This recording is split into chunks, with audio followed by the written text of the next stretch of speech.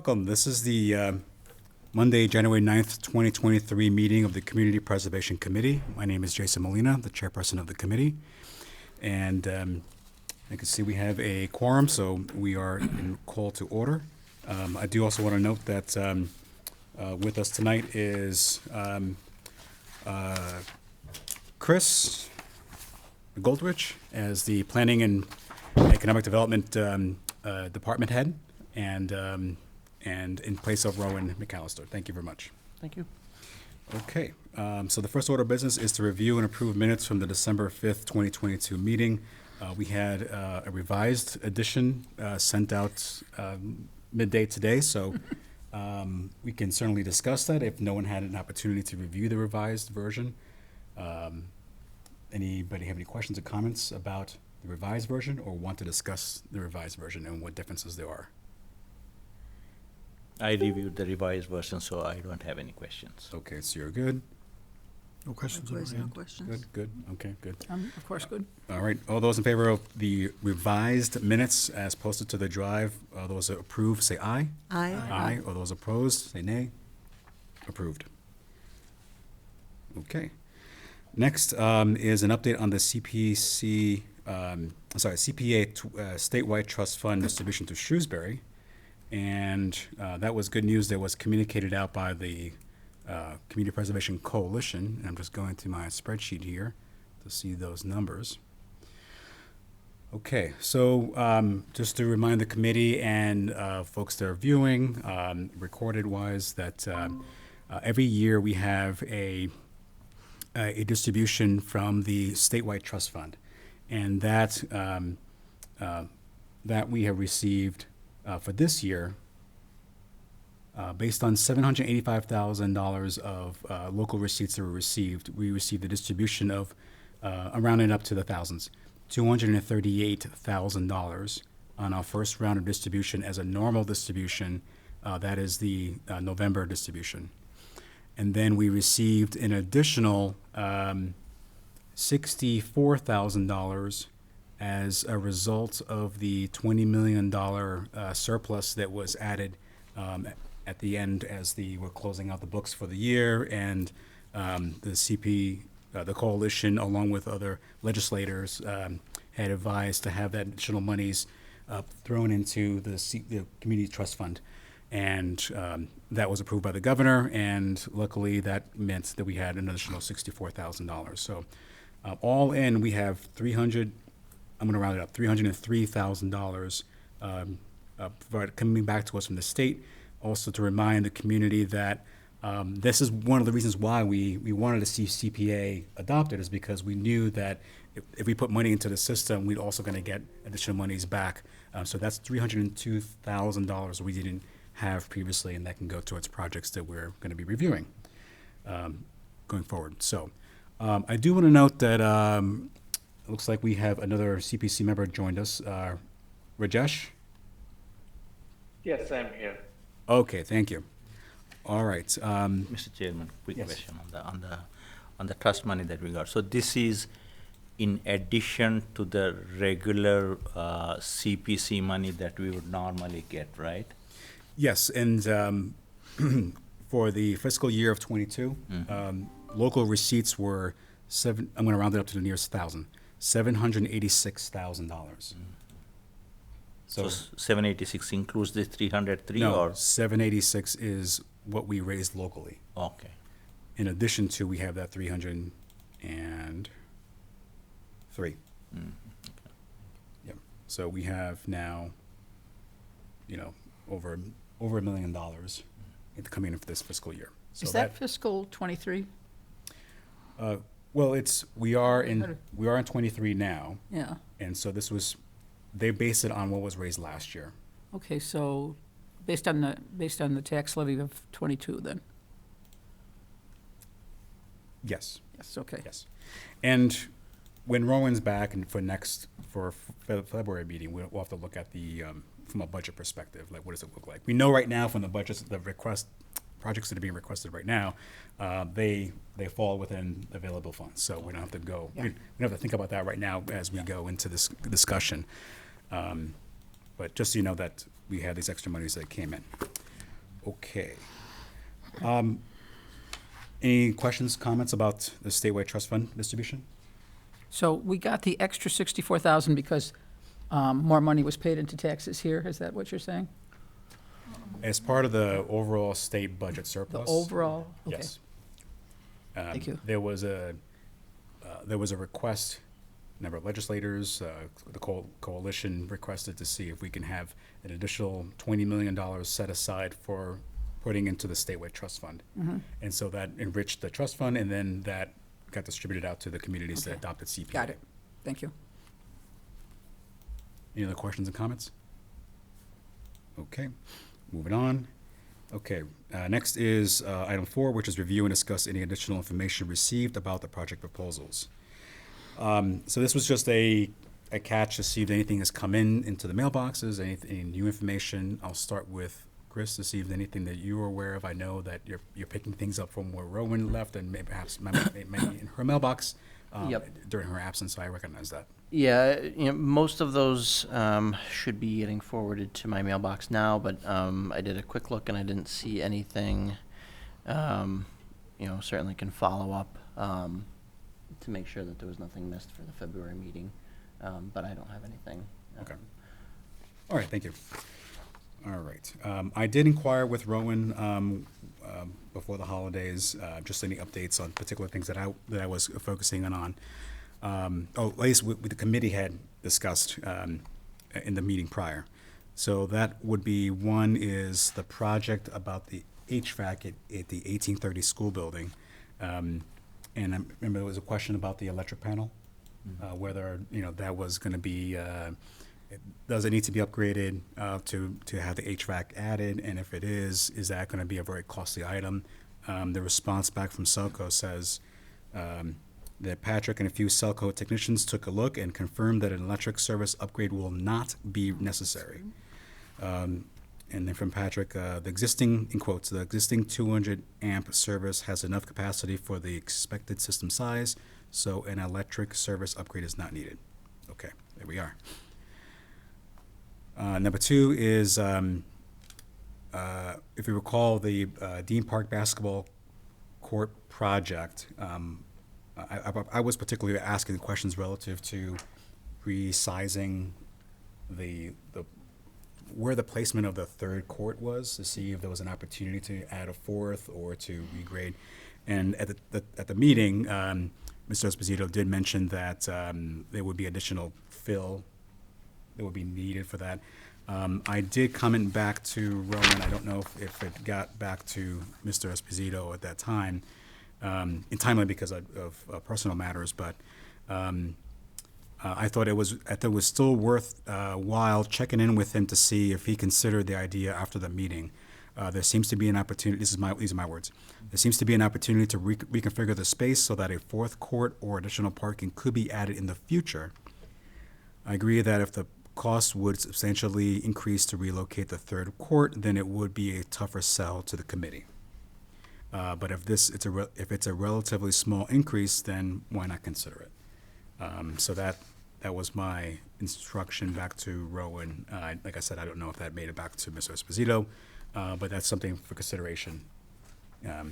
It's not something in the proposal right now, but if it just goes forward further, this is why it was added, because I was inquiring about that. The India Society of Worcester and their project. So that one is a tough one. I think the committee was really trying to see how we can make this work, right, with ISW. And I will say that ISW has been very helpful to try to give information what they have available to them. I was of the personal opinion that I think at this point it was up to our committee to be clear about what our expectations are, to see, okay, what information do we need to deliberate on. I would say in the correspondence I've been going back and forth relative to this, the short story is it is the position of the coalition, the Community Preservation Coalition, that perhaps this project is not eligible and should have been deemed as such when we were going through the eligibility check. And while there was so many nuances that we've discussed, the main sticking point that they deem is in making it ineligible is that the land is not dedicated parkland in order to add community gardens to it. Okay. This land is rural B. From a zone perspective, there's a building, there's parking, it is used as a building, right? As primarily as a building lot, not a park land, not dedicated park land. Which also, we need to keep that in mind too, because this is not the only thing we have to consider when there's other projects that are on lands that also have other buildings that are not buildings that would usually be allowed for CPA, like a bathroom facility for a playground, right, or a park. So let's say if there was a project where there was a DPW building, right, that would be in question because it's not dedicated parkland. And so what restrictions are there in order to make sure that it's still going to be in perpetuity as parkland? So because it's not set up that way as parkland, I don't think our committee is in a position now to really, especially in our first year of this, to really challenge that any further. I personally take great stock in the advice from the Community Coalition. Sure. Community Preservation Coalition. They are the ones that championed CPA to be adopted. They've been around since CPA was adopted. If Stewart says from the coalition that this is not eligible, I take it to heart. That's the case. I think we'll go through the components of that, as we walk through the projects. But that was the update from for ISW. I also want to add that I did ask about where do we usually go? Where do other CPCs go when they get into this position where they get stuck, right? When they get into this lot of technical issues, matters, and if it goes beyond our expertise. Now, of course, there's the coalition that we've reached out to, and there are they're nearing 200 communities that have adopted CPA now. So it's a lot of overhead to go to one person or two people in that coalition. There is one other consultancy that's out there, James Goldson, who seems to be the key player in that crossroads between affordable housing trust and community preservation. So they're very niche, but again, that's one player, and we probably want to look for other players to get a competitive bid. But there was, he didn't see anybody else he didn't reference anybody else that was out there. He said normally town council is who's involved in kind of reviewing these matters, and town councils are typically not, skilled up on the CPA part of legislation. So I think, again, we would be in a position where the CPC, the 9 members are really using our own strength to say, does this line up with this, along with town council, if there's any legal pieces to review. So keep that in mind. And certainly, if there's any projects that you're questioning whether there's any legal considerations and issues, and of course, this is not going to be the first time we're going to have this kind of problem, right? We're going to see this as we go on year to year. Mr. Chairman. Yes. The consultant you just mentioned, is that a private consulting firm we can access for any of these issues, or do we need to go through the coalition to access them? They're a private entity, so Private entity. we could reach out to them. So we have to get into some contractual arrangement with them for their services then? Right. Okay. And Chris, I think James Golson is already being used for Affordable Housing Trust in some capacity, right? Correct, yeah. She'll be developing, she was the selected consultant for the Affordable Housing Trust Action Plan. And I know she works in a number of communities on these types of projects, so she is very well qualified. Okay. Yeah. I mean, I was wondering if there's any way we or somebody can suggest that the coalition to hire more people, and if that means our dues or whatever annual payment we make, if that needs to go up, that should be fine, I think. But I don't know if it's our role at all, but I mean, the thought came to me, because if the coalition is going to look at all the communities, okay, so they would have a little bit more broader picture of, for example, what is eligible, what is not eligible. And also, I think when one group is looking at all the communities in the state, there'll be a little bit better consistency in terms of the decision making, if we have to in the future defend our decisions, you know. So just the thought came to me. I don't know if there's anything that we can convey it that way to the coalition, you know. Well, certainly I could take an action point to reach out to the coalition and ask of what are the plans for scaling up, given that Yeah, they've added again, a if- significant number of more Yeah. communities. Yeah, if our committee, all of us feel somewhat in that way, you know, it's a suggestion. I mean, certainly they're not going to act on our recommendation, right? absolutely. But however, I can certainly inquire with them, saying, you know, what's the scope, what's their plan? Also, because really, it's one. I take at the view that it's really one person who's really driving the feedback as a primary person. So when they're out, they get sick or something happens like that. You know, what do the communities do to get this kind of feedback? All right. Well, thank you. Yeah. Anybody else have a question or comment relative to this point before we get into the projects themselves? Okay. Cool. Thank you. All right. So let's move on to the next item here. Okay. So number 5, deliberate and evaluate each project funding application. So I'm going to go in, I think we're going to go in the order in which we heard them in the last meeting. So the first one up discuss is the townwide playground assessment. So tonight's, the way I like to structure tonight's discussion, it's an open discussion about thoughts, concerns about the project.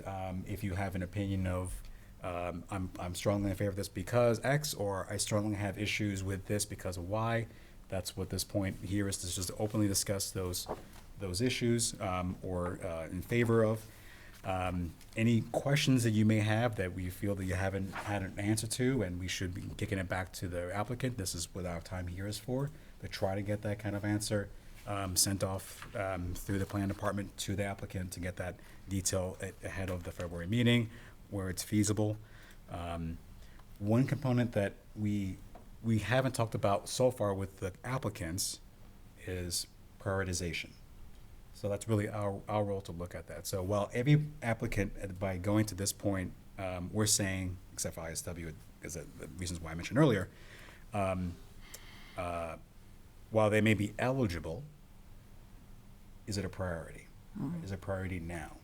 And because even though we have what seems like a lot of money and, you know, our bank account is flush, but that can easily be wiped out by one affordable housing, you know, project, or one land purchase for open space, or a recreation parcel, or opportunity to buy something that really comes in the market, you know, very soon. So it is a lot of money. However, we need to be very cautious to reserve it for future needs. So with that, let's get into townwide playground assessment. Can I just ask, are you suggesting that we rank them when we're done as to priority? I mean, formally? I'm thinking that we can just discuss what our priority perspectives are on that right now, but we won't do anything about it until February meeting. Yeah. Okay. We'll actually go through saying, is this a priority? We'll take out the scoring rubric that we developed last time and just use that to march forward on that. So, I know obviously we don't have, some members are not here tonight, so obviously we'll have to give them an opportunity to catch up and to discuss as well. Any other questions before? No. No? Okay. All right, anybody would like to talk about the playground assessment? So for me, I asked this of Keith when we had the actual discussion. It's not an issue, it's not a concern, it's just a matter of understanding. So we have before us the playground assessment for, I think it was 70,000 or something like Yes. that, right? There's also the Arrowwood project that's before us as well as another one. And I asked Keith, at the discussion, I asked him about how would those two dovetail? Do they dovetail? Would we use one to help with the design of the other? And I think the answer that we got was kind of like, we'll consider it as part of an overall, as we look at the assessment, we'll consider Arrowwood as part of the overall assessment. So I don't know how that fits. Like, I didn't understand, and I'm not sure if I have enough experience yet to understand how those two marry, right? How do you have an assessment that's out there, but yet you already have a project already kind of like ready, right? Since that meeting, there was the ARPA discussion, where Edgemere was on the agenda again as part of the ARPA, where there's already money allocated or there's money they're looking to use monies to complete an entire redesign, of Edgemere based on those monies, as well as there's monies allocated for Lake Park. So again, I'm just trying to understand, how does the assessment, and again, it's not an issue, I think it's a thing that we need to move forward with to start this off, but I also think, I'm just concerned as how does that fit in with this and then fit in with this? So how does the assessment fit in with Arrowwood? How does the assessment fit in with the ARPA funding? Like, how do all of these things work, and what are we funding, right? Sure. So that's, and again, I'm not looking for you to answer, Jason, but is that something that we need to go back to Keith or others to get an understanding of? So maybe they'll need to design monies for the Edgemere project that's part of the ARPA. So maybe that 29,000 and change that's in there, that's gonna be used, that'll help that. Would then other monies be used to then make a design for the Arrowwood project up here? And then would the remaining monies be used for the rest of the parks? Like, I just don't understand, and I don't know if I need to understand it, to be honest with you. Because I don't know if I want to get into the minutia of how the money's going to be spent, but I do think it's important for us to understand what is the overall arching plan for that 70,000. Does that make sense? I'm sorry. if Yes, it's no, it makes a little sense, makes sense. convoluted. Okay. Excuse me. My understanding is the ARPA for Edgemere is about the baseball field. I think it's outside of the playground space. Don't know. I don't believe so. It may be, you may be 100% right. Let me, before I even go any further, maybe let me look that up and find out. Okay. Okay. All Go ahead. Does Park and Cemetery Commission have a meeting about this topic, about ARPA and? So we've had ARPA discussions as part of Parks and Cemetery, but not about specific, here's what ARPA, we haven't had one since the last ARPA meeting back in December. We were supposed to have a meeting at the beginning of this month, it got canceled. It was on the agenda to have a discussion about what ARPA, discussions went on, but we just didn't have a meeting about it. But it has been in the past, Jason, just so you know. Excuse me. I think it's worth to just have a clarifying question out to Mr. Bollinger, right, about what's the plan for, is it Bollinger? Yeah, whatever Yes. his last name is, yeah. Asking him about the intersection between ARPA and this and Arrowwood, Arrowwood, yeah. just to make sure, to your point about that. As our resident, for Parks and Cemetery Commission, I think it's natural that if you would take the lead, Yep. just email him about that and just Sure. get clarity on that. Will do. I believe there's no overlap. Like an example, Lakeway. They're looking at adding adding a playground. Where is this? Lakeway. Not Lakeway, Lake Ave, sorry. Oh, Lake is that Street. Lake Street Lake Park? Street Park. Lake yes, Street Park. Lake Park. Street Sorry, Park, I don't know okay. why Lake Ave. Yeah. Sorry, Lake Street Yeah. Park, yes. Right. Yeah, so I'm looking at what was in ARPA, so you're 100% right. The $200,000 for improvements to pathways and vehicles, 55,000 for softball field or baseball field, and then another 25,000 miscellaneous. So there is no park money, playground money in the ARPA discussion. So again, it's good that we're talking about, doing an assessment. I just don't know. I want to make sure that I just have an understanding of what the overarching view is going to be. So maybe I will contact Keith. Protocol on that, do I CC the board? How do I? CC myself. Yep. And Rowan, please. Oh, okay. Yes, yeah. Got it. This way we don't have a Yeah. deliberation online. Correct. Got it. Okay. Right. Yeah, thank you. Yep. And the to that matter though, just because there's an intersection here and talking about parks in general, Mm-hmm. So I had concern about because we have that 4 parks plan, right, from BSC. Yes, correct. Yep. And on there is the Maple Avenue Fields. I know we don't have a project on Maple Avenue Fields, but just wanted, since you give me a little background very briefly. Yep. With the police station, there was an opportunity to connect the back access road to the roadway in Yep. at Maple Avenue. My concern was that roadway was going to force us into one of the 2 choices that BSC had suggested for improvements at Maple Avenue. And so my concern was that it would be choosing the one that has the least efficiency of redoing Maple Avenue Field. So I do have concern about that, and so I think, if we want to talk, if you'd like to talk offline about that, we Sure, can yeah, certainly do that. absolutely, But yeah. I think I think we do need to look left and right.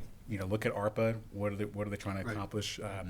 Obviously through the select board, and give feedback to them as appropriate, or other projects, just any other projects that kind of intersect with projects, lands that we are looking over. So like for the needs and opportunities and resources in our community, and if there's an update, if we have something that we're thinking of, right, as this committee, then we should be communicating back to that respective party saying, hey, caution, I think there's an overlap here, and we're going to be stepping each other's toes, Right. from a design perspective. Question. Yeah.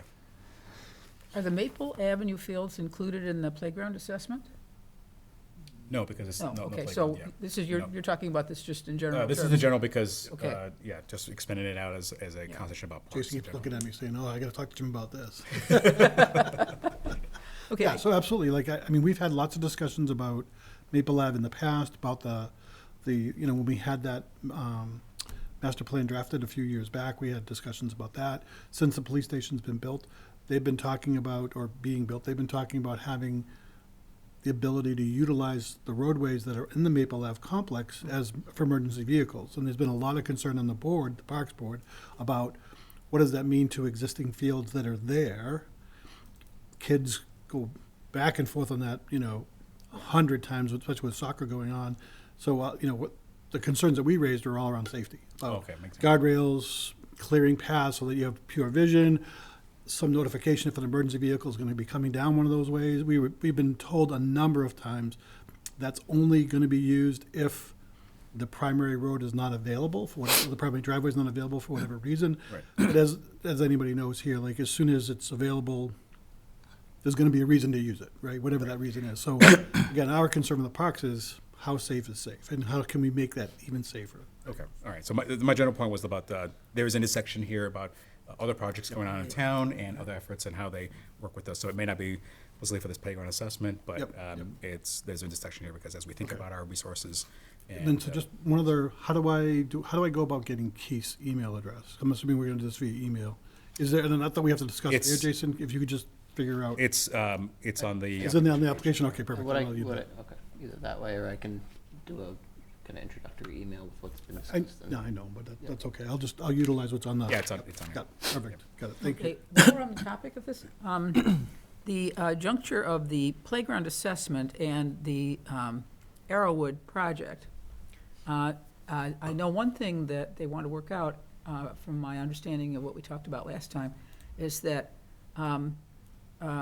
the applicant for Arrowwood was orienting her playground towards the 2 to 5 age group, and Parks, with a Public Works Department, would like to extend that to, what would it be, 5 to 12 then? Yeah, under 12, basically. Yeah, basically, so that, that would alter her plan a little bit, and I'm sure she would not be wildly in objection to that. So I just wanted to mention that was an issue that will be worked out, I assume, with the playground assessment. Yeah, well, so maybe that's kind of another clarifying question I can ask Keith, in addition to, Yeah.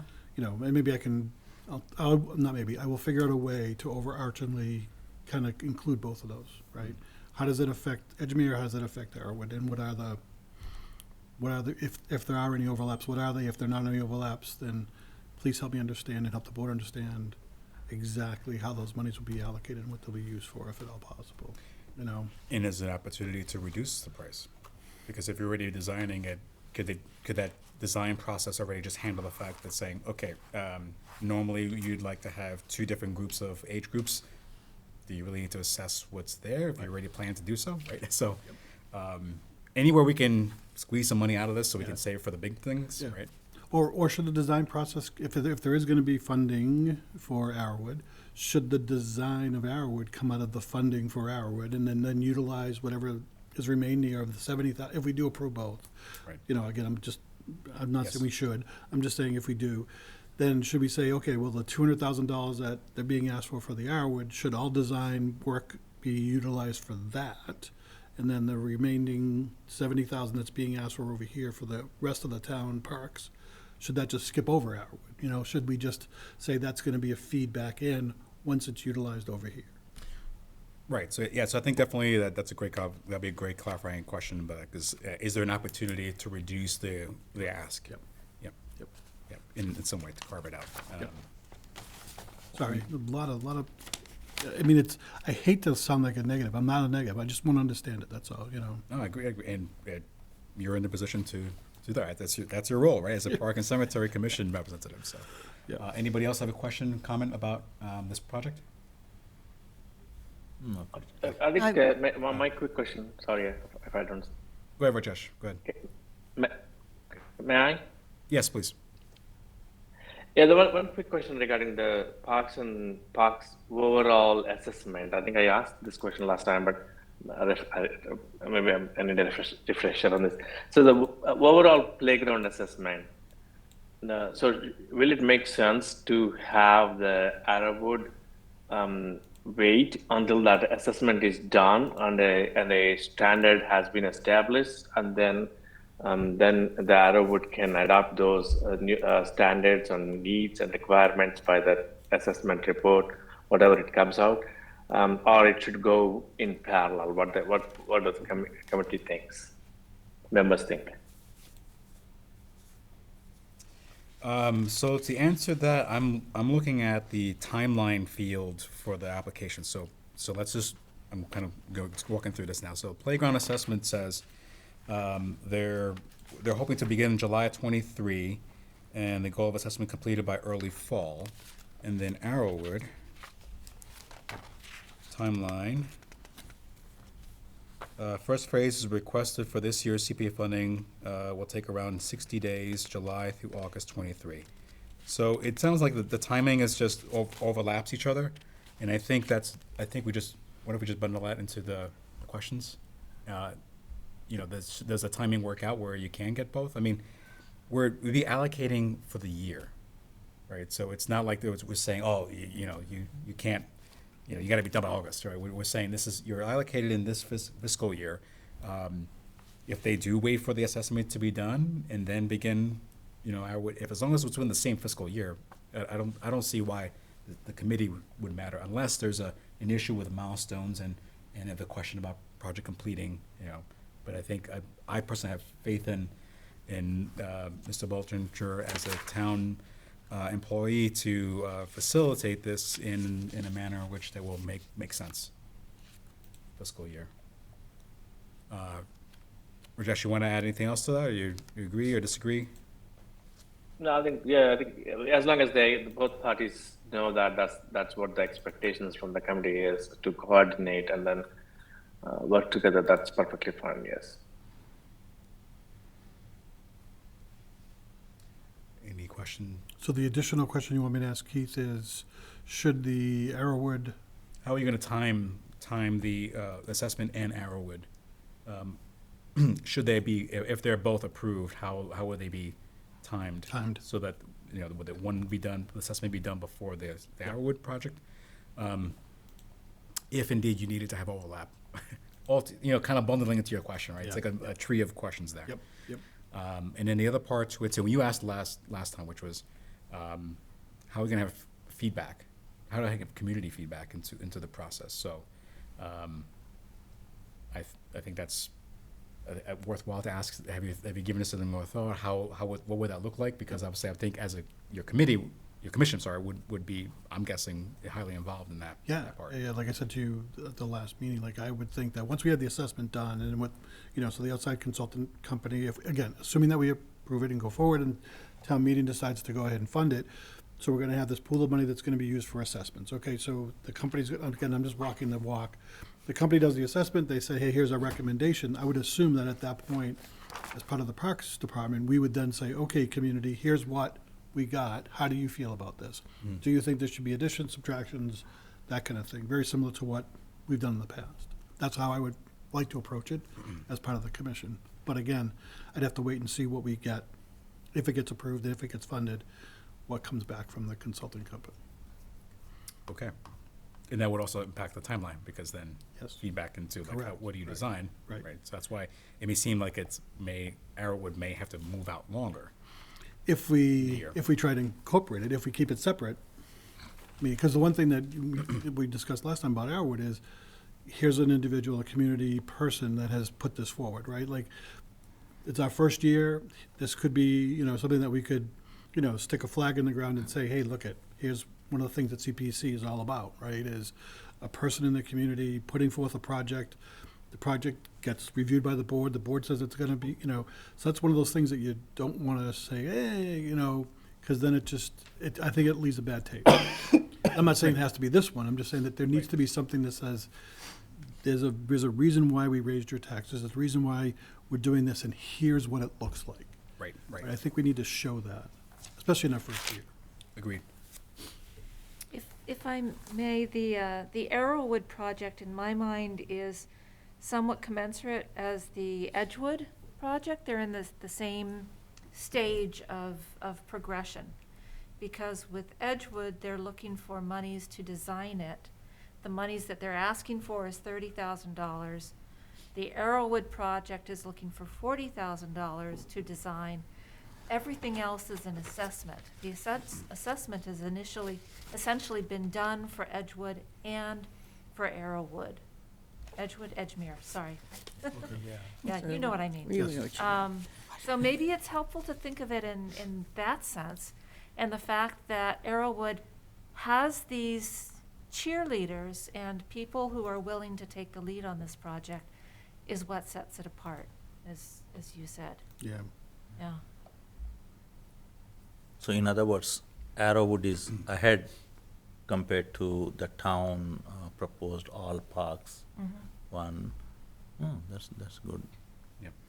Good to know. I need to echo most of what Jim has said regarding these types of projects. This is certainly not my area of expertise, so I'm not sure what I'm going to say is appropriate or not. When I was reviewing these park projects, the Arrowwood and the assessment, townwide assessment in Edgemere, what came to me first was that there's a lot of crossover in what's being asked for, right? Like Martha said. So to me, it's almost like we need to separate things, or they need to separate. Even on this townwide, is it necessary to glump all that together, the planning and of the Edgemere, or maybe the townwide assessment should be a separate entity altogether? Then once they have evaluated all the parks and playgrounds, then you can go into the design phase, because you know what's needed. I'm not sure we should be funding the whole thing at once, because to me, it's like, okay, we have all these wonderful neighborhood parks and community parks.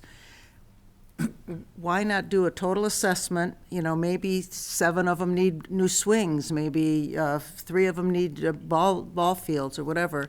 Then the design phase can set in where, okay, this is what's needed over here. Not to diminish what Arrowwood needs or what the enthusiasm that they have, but I think it can all be done, and it can be done on a timely basis, and Arrowwood can still succeed. It's just I'm not sure if we're putting the cart before the horse.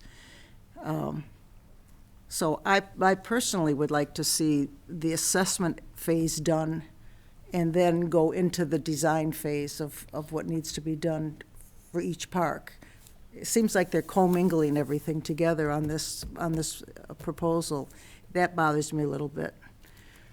I think that the reason why the playground assessment project is commingled the assessments across the board and Edgemere design is because it's already known that Edgemere Playground is in dire need of work. And so, I think it's a matter of just going into the pot once, right, and saying, put them together. I know normally it would have been, it feels like should have been really two, but I think since we're here now, getting past, the first gate and reviews and all that, I think it's a little late now to be doing it unless we see a matter that it's not a priority of saying, if we want to discuss it as from a priority perspective, like, okay, it's priority to do the assessments, but, I'm not suggesting it, but I'm just saying that that's an angle in which any of these projects, if we say, okay, I see you've put two things together, one seems logical now, the other one seems like it's less of a priority in your perspective, then you would recommend that to be unfunded in the request. Okay, that's what I was going to ask, because if it's funded for the whole proposal, we don't have control over how they use that funding once they've been given that go-ahead, right? I mean, they could deplete, not do as much on the assessment and do more on something else. So how would we know how those funds are being used, if they're being used across the board equally?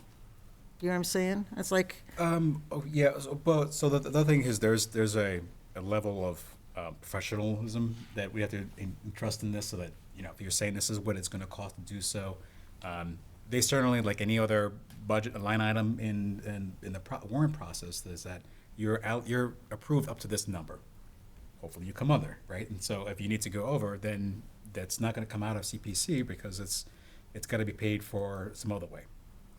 Right? Unless you come back to CPC and ask for money, but that's another year cycle and your project is stalled, right? So I don't see that happening unless it was an emergency. so hypothetically, we're kind of discussing the Arrowwood along with this, maybe we're jumping ahead, but if Arrowwood was not funded for the project now, and it was part of the town-wide assessment and went through the same process that the other playgrounds are going through,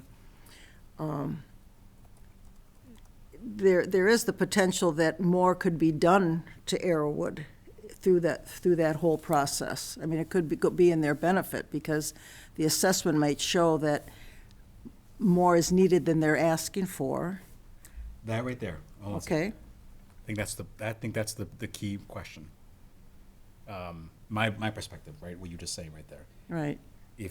How does it play together, the assessment and Arrowwood design work?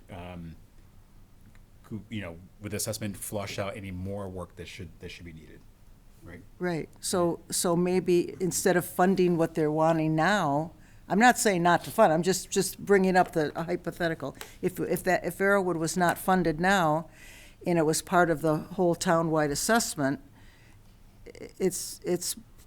to me, it's possible that it would be a better deal for them to do it that way than come back for another funding for another phase of their playground that maybe couldn't get done because another playground's being done. So if all the ball fields, say, were done in one funding, and then another year, all the swings were done in another funding, and it was done equally across the board, that might benefit more people in the town and be a little bit more equalizing.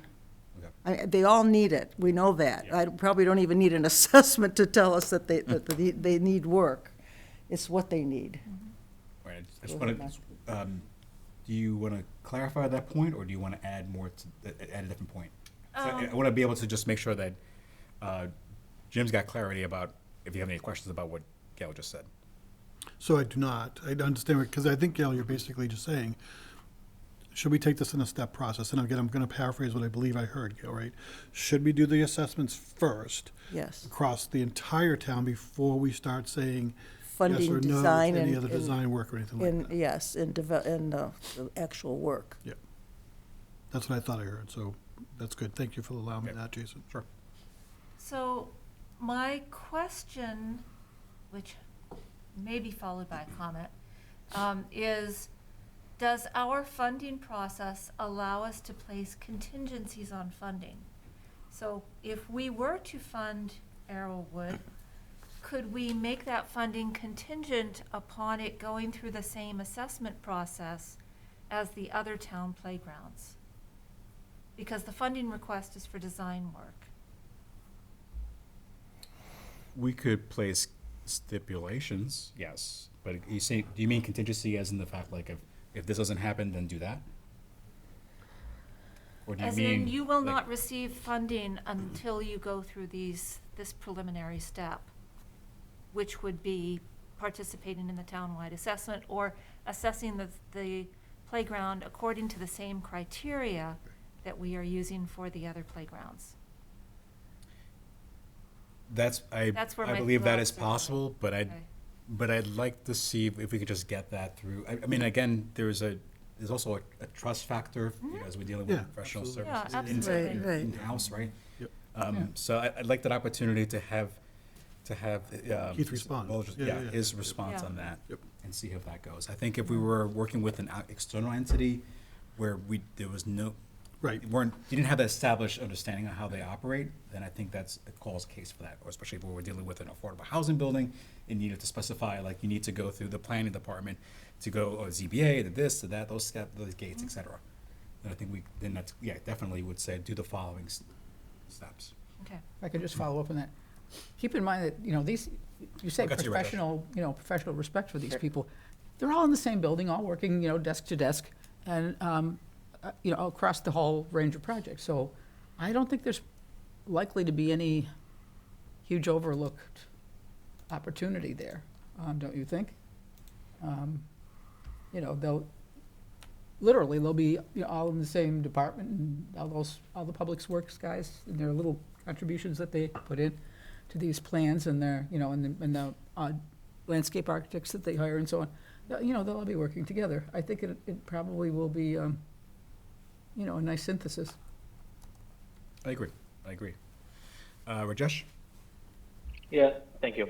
I was also thinking that contingency clause in the Arrowwood project, especially, that you submit the town report, CAD/CAM analysis, whatever they're doing, because Arrowwood is also part of that. And then as soon as you have that report submitted, then the money which will be released sort of contingency. You have to wait until that period to access your funds. Your project is approved, but you have to wait for that town assessment to be done to access your money for the design purposes. That's what I'm thinking. The way to move forward with that. Okay. I mean, certainly, we're here to discuss everyone's opinions. I will say that I personally would not support putting stipulations like that on internal departments.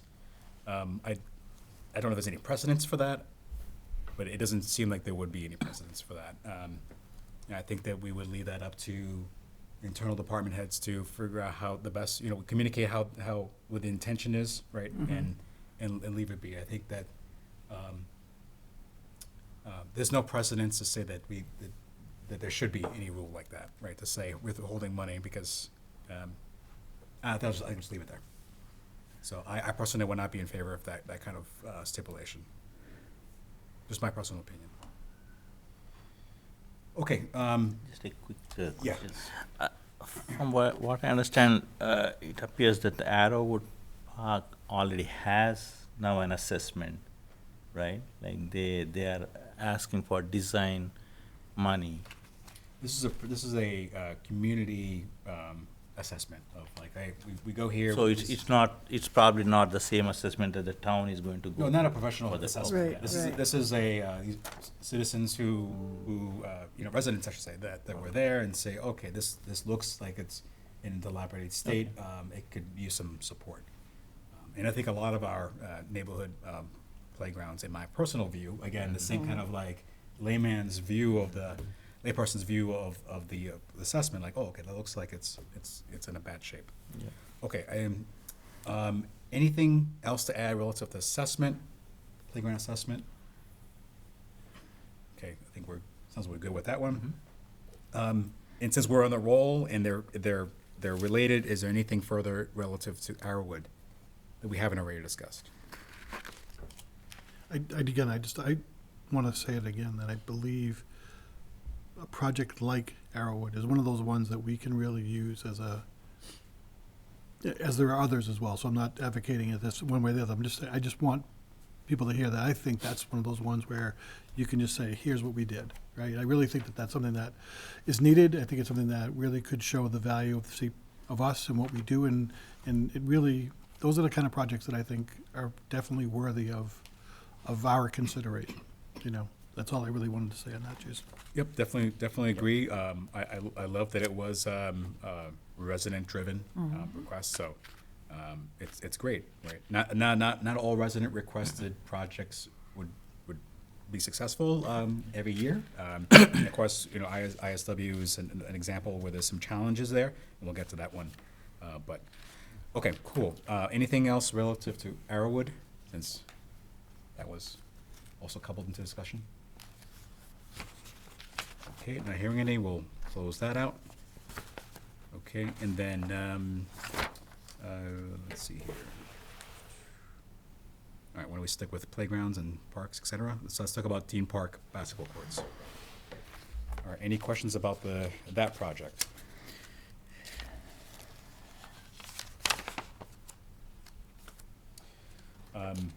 I commented earlier that I thought it seemed to me that it was an opportunity to be more efficient with that location, by adding a fourth court in the future, or, so I'd still like to see that answer personally, just to give that opportunity to see if there's anything, you know, if they want to expand that, because, you know, once you put money in the ground, you'll be hesitant to redo that, right, for another 20, 30 years. Do you want me to, I know you already sent a note via Rowan to Kevin. Do you want me to, as I'm emailing Keith, do you want me to include that as part of, That would be great. okay. Yes. Not that I want to hit him with the hammer twice, so just to kind of reinforce that we're looking for answers on these projects. Yeah, I mean, and that one is more of if there's an opportunity here where if your professional opinion is that this is small monies to make that more efficient, then you have an opportunity to.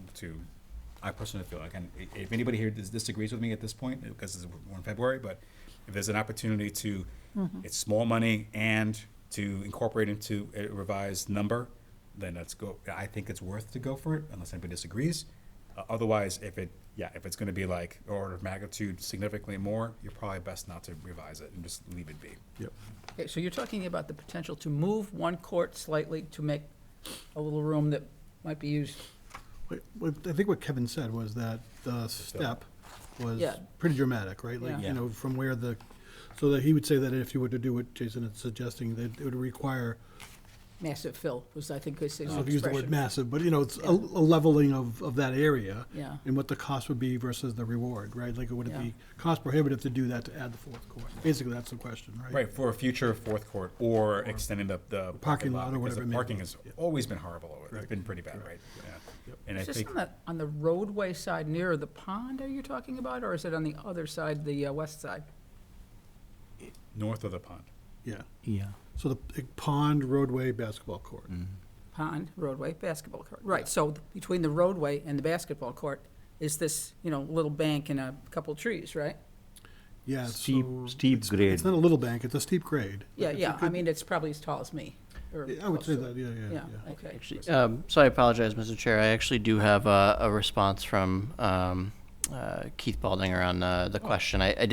Rowan had spoken to me about that, and I did forward that off. I missed that in my initial. Oh, yeah, no problem. But so I think in that email, primarily what's being discussed is they did look at the potential for a fourth court. The option being to raise the lower basketball court to the level of the upper one. And so outside of the fill required to raise the court, it would require additional drainage work and would impact a larger area than replacing it in kind, triggering ADA accessibility issues and potentially impact the parking area. They see that as a potential to increase the project costs between 50 and 75%. Ooh, it's or already so more. high, too. Right. Raising the court and/or adding a fourth court could actually reduce the parking availability in the stormwater recharge. They don't see a need for a fourth court at this time, and they are moving forward with ARPA funding to develop Lake Street Park, which will have more courts in the future. Okay. And Well, there we go. So, Well, okay, you did due diligence. That There was we go. good. All right, so there we go. That was the answer I was looking Yeah. for, so I appreciate that. Thank you. Was there anything else corresponded that we want to add? so in addition to that, they did look at the fence. Right, because right now, two courts are fenced and the third court is not. Right.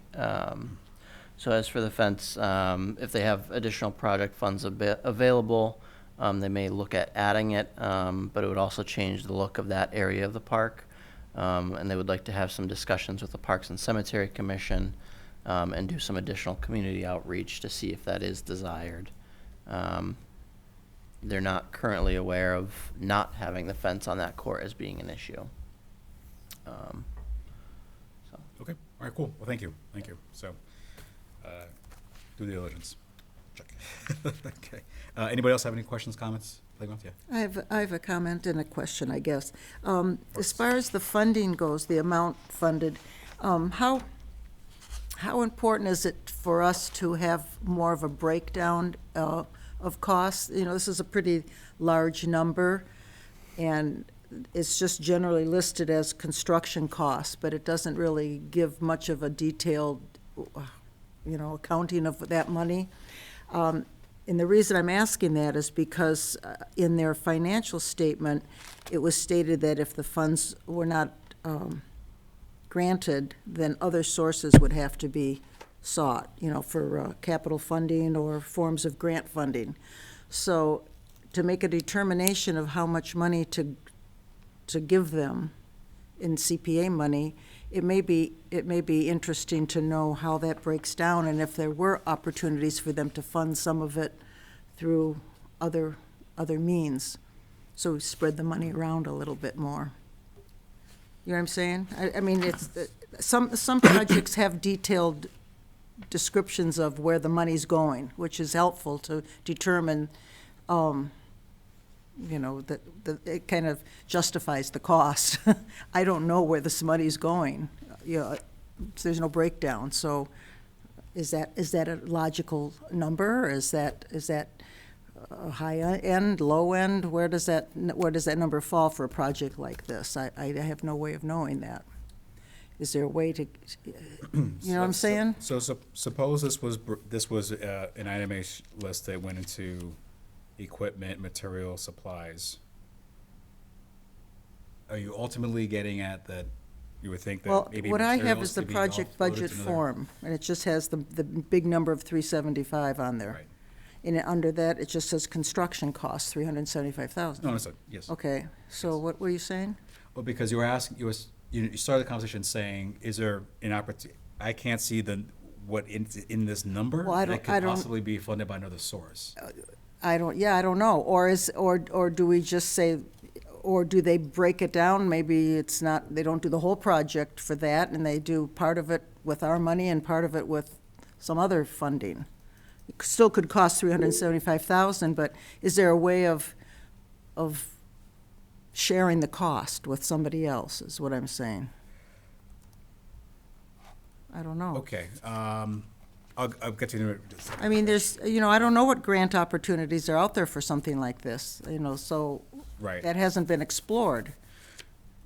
So I think, in my personal view about where we are in this cycle now with the project applications, I don't believe we're in a position now to have that discussion about other funding sources, because we've gotten to this point and we're saying, okay, you're asking for this amount, this is where we're at right now. Okay. If that was a determining factor, let's say for you, if it was a determining factor to say, I don't think this should be a priority project, and you'd be willing to only spend X number of money because you would like to see only that carved out into a couple phases, one to be funded here, Right. and then kind of risking their project, that they'd have to seek the other monies and hope that it gets approved. So Uh-huh. the project may not be successful in the fiscal year we're approving this for, because of the way things line up, so. Well, I think part of what's happening, being the first cycle, and people trying to get on the bandwagon, which is great, is that there was such a fast process to get here that there wasn't that opportunity to seek other funding and stuff. So they're coming to us with kind of the full, hey, we need all this, not just this project, but most of the applicants. So I'm trying to be very conservative this first year, only because, like you said, $1 million isn't a lot of money when you start spreading it around, and it's nice to bank some of it and have that surplus there to build. So prioritizing is not going to be easy, because these are all great projects to be funded, and you don't want to squelch anybody's enthusiasm. But I think we have to go cautiously as well this first year. Not to say that none of these are valid or worth funding. It's just that, okay, how do we do this so that we save money and we still fund projects? Do we fund 2 projects, or do we fund more projects with less money? How do we spread that money around? And that's, to me, is the dilemma. So the more information, or in the future, if people come with projects, it would be great if they have researched and done all the work ahead of time as far as other sources of funding, so that there's a concrete number that they're looking for that is not nebulous, Though I know this number is a big number, and it seems like a valid number for what the work that they're doing. I can see where that much money it would take to do those courts, so that's not the point. It's just, I just get nervous with not having more detail in that, so. Okay, I think it's a valid question about the detail behind the work, but it ultimately. Just for future. But when it comes to my mind, is detail going to actually change anything? Yeah, That's what right. I'll want to get at, right? Is the detail going to help us? I don't know. Make a decision on that, and I don't mean to be rude, but I'm also looking at the BSC 4 Parks plan, because that had itemized lists of, like, here are cost breakdowns, and I'm just trying to scan here quickly, if I can, if the basketball courts were also listed in here with an item breakdown. But I think this is, in order for that 375 to come out, I think also came from BSC. I think they pulled that out and Yes. provided to. I don't remember the exact numbers, Jason, but I do remember that being a discussion topic when we had the conversation with them. I just don't remember the exact numbers. All right, so you know what, I'm not gonna be able to find this in a Yeah. fast manner, so, how do you feel if we just ask that of Mr. Bollinger to provide if BSC, I would imagine BSC had to have provided a background. Breakdown, just Yeah, give us some more, give some more detail on the cost. That's fine. I don't know that it would make that much of a determination as far as going forward. I think it's just more for future reference for applicants, and, here, it's construction cost. What are you gonna, you can't get a grant for a bulldozer or something, it's like, Yeah, but I still think it's worth asking the question, Gail, to be honest with you. And I can include he's it in the great at, email. yeah, whatever Keith's information really, you can get good with is us. fine. All right, that's, I would also just point out that we are recommending projects Yeah. for funding. Right. Ultimately, it's town meeting that will decide for funding, and town meeting is usually pretty good about understanding what we're spending our money on. So I imagine that this question of how do you justify this amount is gonna come up. Exactly. Yeah. And Finance Committee, it goes before Finance Committee as well, which they will pick it apart, I'm sure, any project. great. Which is not to question the amount at all, I'm No, sure. no. No, Yeah. right. No, not at all. So having that details is good. All right, well, thank you for that point, and you'll ask for that breakdown, okay. Rajesh? Yeah, thank you. So in the support letter, it looks like they mentioned the project has already initiated and 50% is complete and funded by other sources. So I was wondering, is that 375, is that half beyond that 50% of work which is already complete? So to cover that next part of the project. So it looks like the overall project is double the 375. You're referring to the The- memo from, Cover, yeah, Mr. Ballinger. Yes. And the last paragraph. Yeah. Okay, so I'll just read it out loud so that we can just get to that point. So the estimated construction cost for the project is $375. And all aspects of this project will be managed by the Department of DPW. The BSC group has been contracted to complete the design, cost estimates, and construction and bidding documents for the project. This work is about 50% complete and has been funded by other sources. Oh, that's right, okay. I remember him saying that.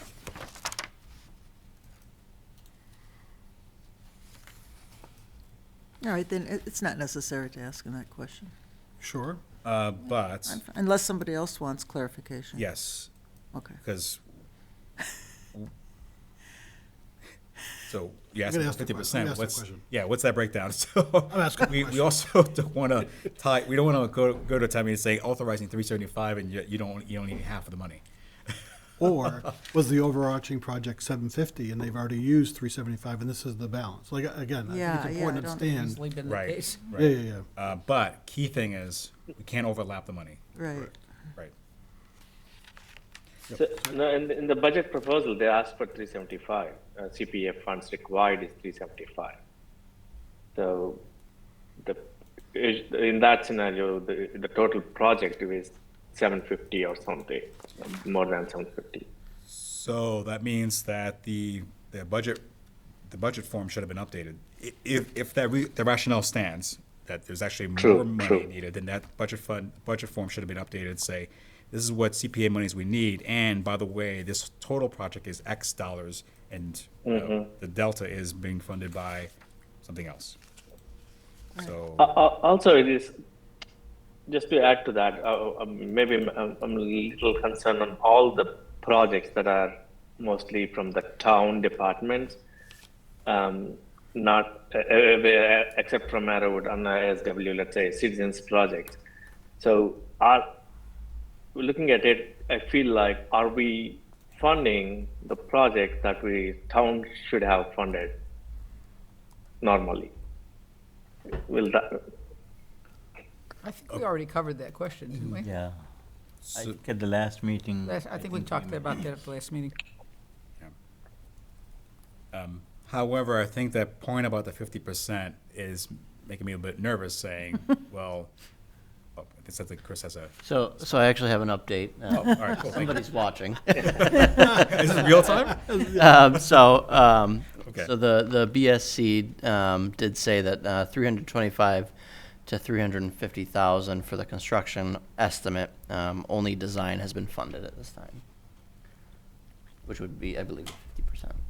The design. That's why I didn't have it on. So So there's this 375 is the balance of the design, the 325 to 350 is is just for the construction. Just for, and with a little bit of buffer.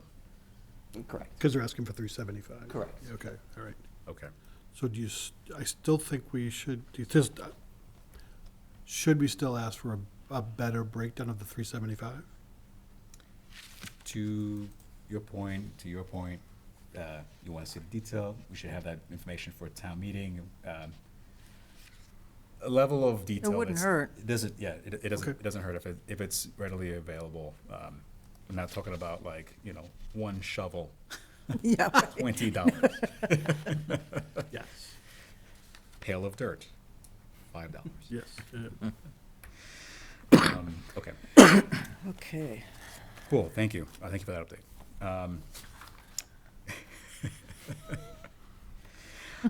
Okay, anything else relative to the Dean Park basketball courts? Okay. All right, moving on. All right, next is Prospect Park pergola restoration.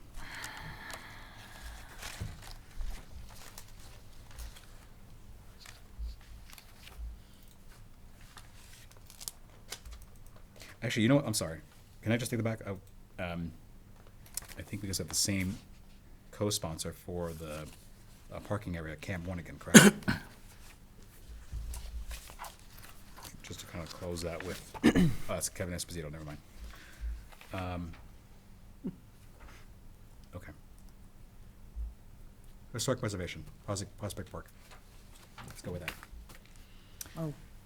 What do you think? No, well, I want to hear what the commission thinks first. I have my. Everybody I else, have- okay. Sure. That's okay, because you're probably going to say the same thing I'm going to say. Okay. Anybody else before I jump in? Nobody has a comment? Don't be afraid. Speak Pergola. right up. I want to hear how this is going to go. All right, jeez. Okay, let me start. I think it has the potential to be a real money pit. That's all I can say at this point. We don't know much about how it's gonna play out. Right. That's a lot of money for, just the initial, Well, that was my concern. What, in reading the proposal, it's pretty detailed as to what they want to do, but I don't know that that's necessary at this point to us, that 85,000 needs to be spent on assessment. Most people can go and look at it and kind of tell what needs to be done. But, I do agree that it would be it would be wonderful to have it preserved and restored and have it permanently there. But I also think that we need to scale that back a little bit to as far as maybe, I don't know, maybe a different firm, maybe these people know what they're doing, but it's just, that's a lot of money for an assessment. It doesn't have to do the work, or you have to just go and say, this is what needs to be done, this is the material it is, this is, basically what it's gonna cost. It's a lot of money for somebody to come and do that evaluation. They're a very reputable company, and they do restoration and know what historical restoration.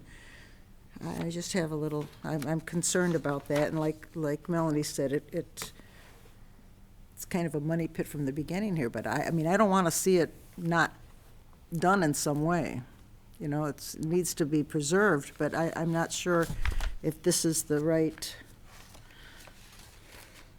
way to start. Well, I think it comes from the description here, to preserve and restore the pergola, as you're noting, it's saying it needs to be preserved. Yeah. In order to accomplish this, a site and structural assessment of the pergola at Prospect Park is needed. So in order to accomplish what you're suggesting, it has to, an assessment needs to be done. I Absolutely, think an you're saying assessment has to be done. Is $85,000 a right? Is this the right assessment that needs to be done at this time? Maybe it's too thorough, I don't know. It's like pretty, schematic designs and drawings and specifications. I don't know if we're at that point to spend that money and then have them, they might say it can't be restored, or it's gonna take, $500,000, $600,000 to restore it. So I'm just concerned about the amount of money allocated for the assessment. Compared to other assessments that have been presented, that seems like a little high. Well, the way I personally justify it is, justify a difference is that I think it's just two different categories, where one is looking at it from a historic perspective, probably looking at materials and how would you accomplish this work, as opposed to other assessments that says, okay, is this playground outdated? Let's, from a catalog from 30 years ago, yep, that's not safe anymore, we don't do these practices anymore, it needs to be X number of feet, blah, blah, blah, blah, blah, right? So I think it is a different animal. I personally have no opinion, I had no view of is $85,000 the right number? I think it would be a question, is it a competitive number for what you're trying to accomplish? Right. In order to reach the goal, we got to have something, right? We have to have Absolutely, assessment. that's my dilemma, is that, you have to have an assessment, but how detailed of the assessment do we need to go at this point? Does it need to be a full assessment, or does it just need to be an initial evaluation? Okay, this is too far gone, or this is, you know, this is gonna take X amount of dollars perhaps to get it to where you want. Does it need to be the full-blown plan of attack? Like, okay, this is the drawings, this is the materials being used, this is, that's, I think, this is a little bit advanced for the project at this point. I get this, You know, you Yeah, I have get somebody the come sense out and that- look at a roof, okay,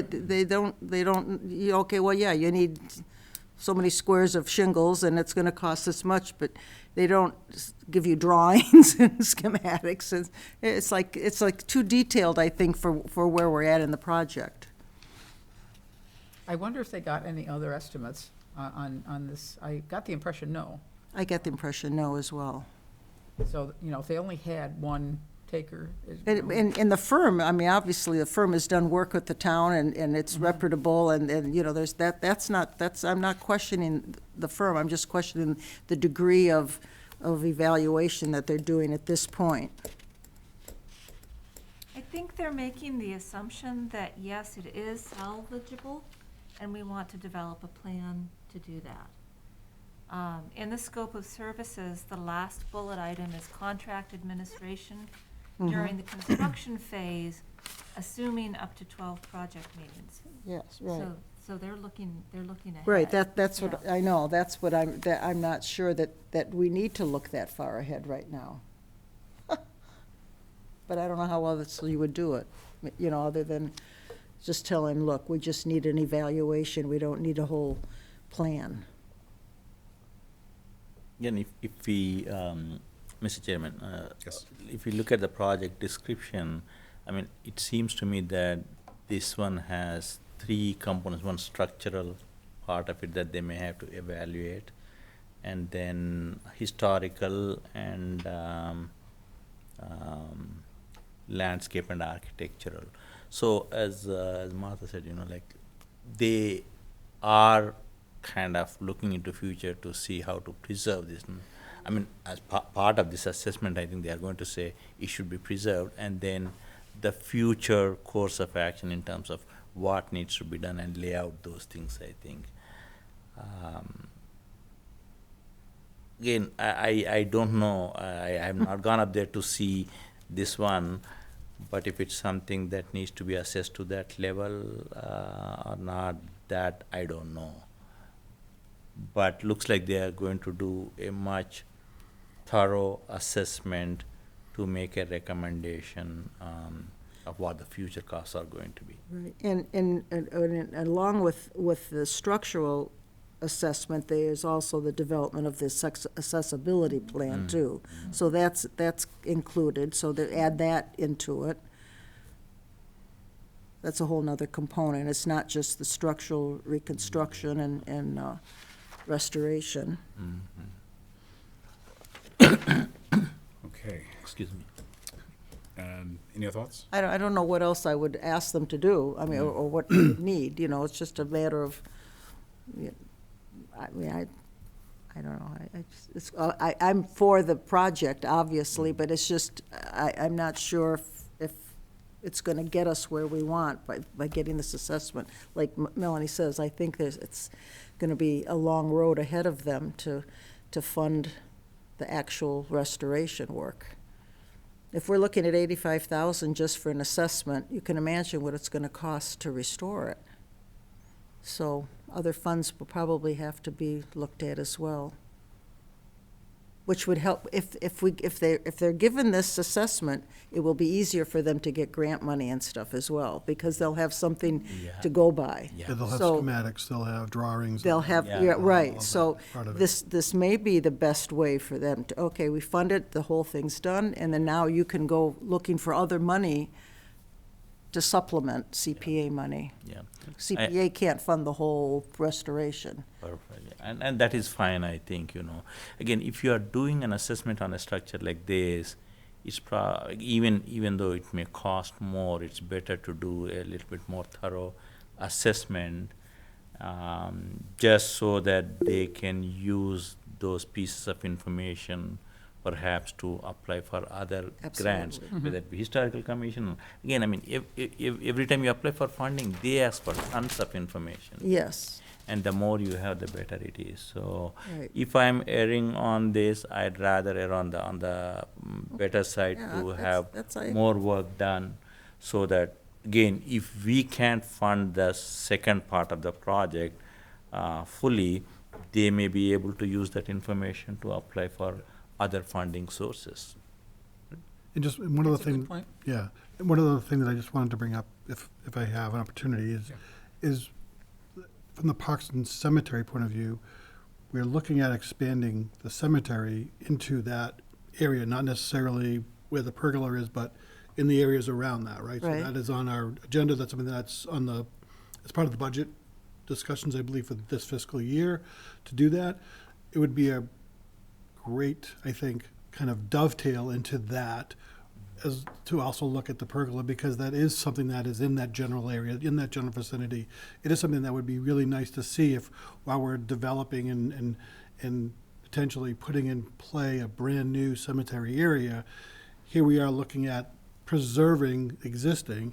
It just would be really nice, a nice dovetail, a nice play into the whole, how we're not tearing down Prospect Park to put in a cemetery. We're actually looking at pieces of it that we can preserve so that the community can enjoy it further. If that makes any sense. Yeah, I think that's a great Yep. point. and it is the becomes a integration. focal point of the whole park, too.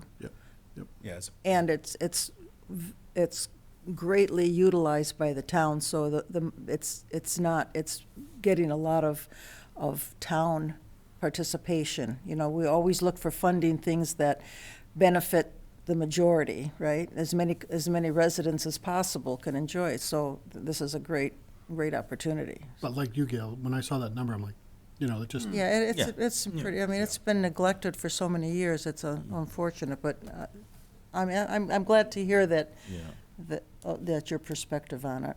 Let's give Rajesh a point. Yep. Rajesh? Well, yeah, wonderful. So as I think I understand what Purna was saying about to get a comprehensive analysis to get the funding. That's a good point, actually. That changed perspective too, my perspective too. But also, so how far the CPA can support those initial assessments and leave the rest for some other funding?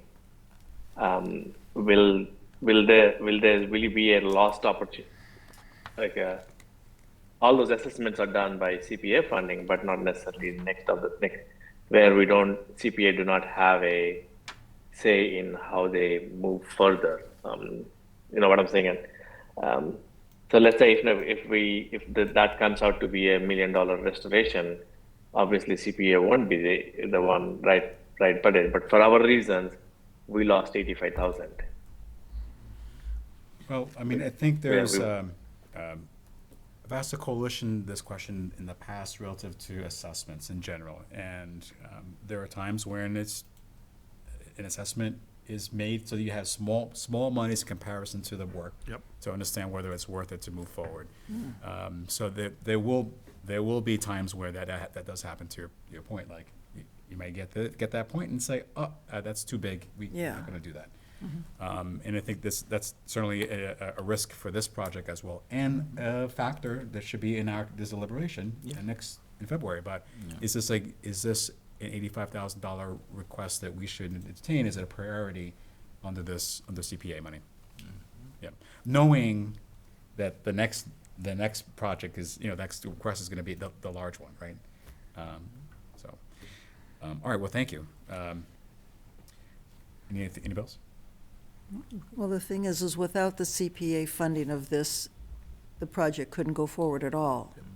So it's you're almost stamping, hitting the crowbar and the mallet to the pergola if this isn't funded, because there's no other way of funding an assessment like that. So, I mean, I was just playing devil's advocate. You people. You're saying there's no other historic preservation? There isn't much out there for something like this, like the Mass Historical Commission and stuff. the funding is very, very difficult to get. Private funding would probably be available, but that's a tough road as well. So CPA money is a great way to assess these types of things. Okay. All right, thank you. All right, all set? Oh, sorry. Just to you know, in keeping with that conversation, I can't speak for DPW or the consultant that's doing these services, but would it be helpful to CPC?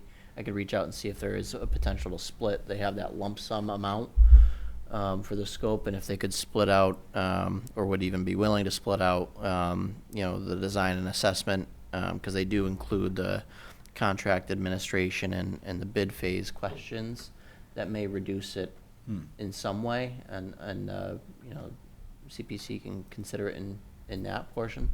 The consultant may not be willing. Sometimes they want the full lump sum amount because there's obviously the ability to just move through the project, Right. and there's cost savings with that, but it might be worth the question if that supports the committee's consideration. I don't think it's a bad question to ask. Let's put it Yeah, that way. right. I wouldn't be opposed to, asking that question. Yeah, that'd be great. Okay. Yeah, thank you. Yes, yes, please. Okay, all right, so last call, Pergola.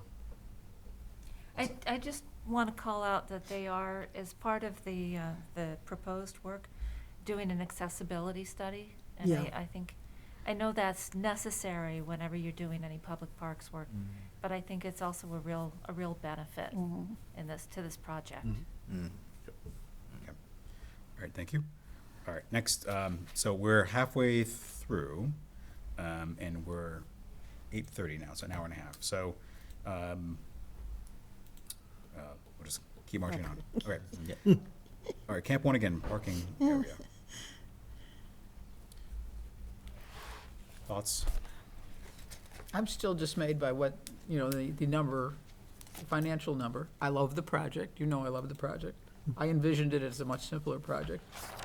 But I guess we're stuck with stormwater management. This is the big problem. Is it avoidable? I believe that they will come in way under budget. And I have no way of ascertaining for sure how they're gonna do this, but the hints that I've heard from people is, oh, it's not gonna really cost that much. We've put so many things in there, that we set it up as though it was going out to bid.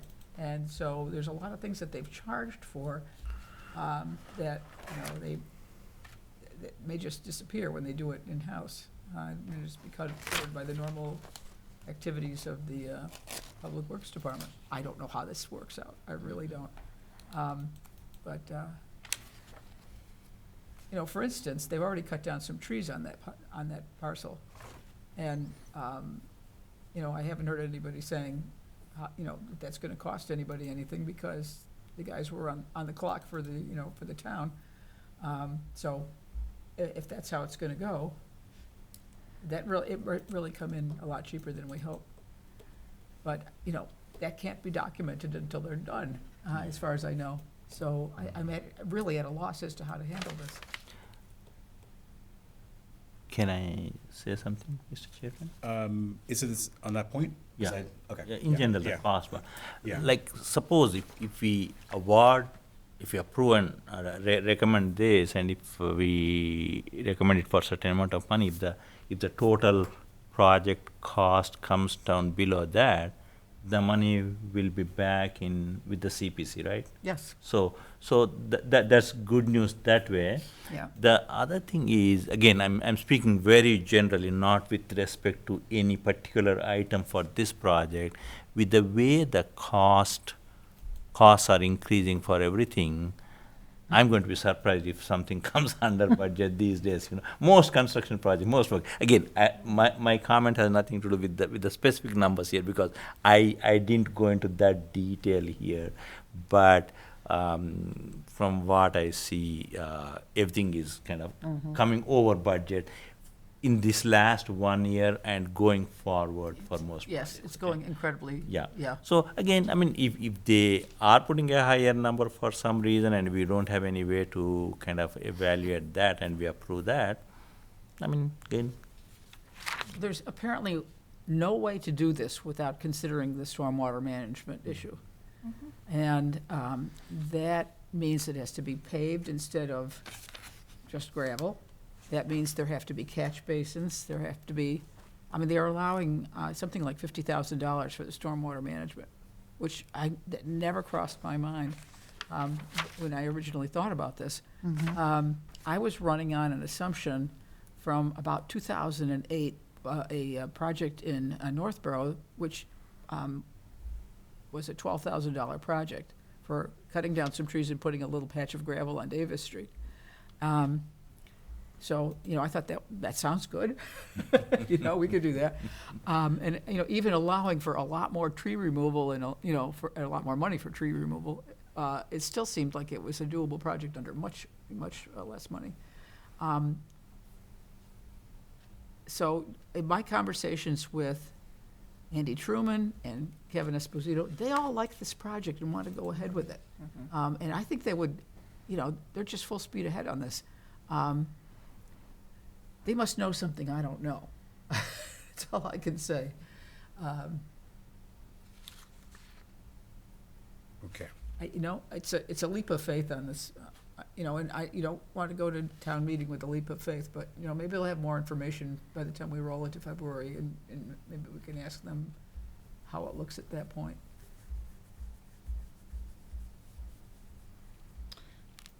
Okay, so just kind of reading the point here, says this will significantly cut the cost, we are doing the engineering, this is to your point, doing engineering and a majority of the construction as an in-house project. This will significantly cut the cost compared to going through outside engineering and the bidding process. Thank you for consideration.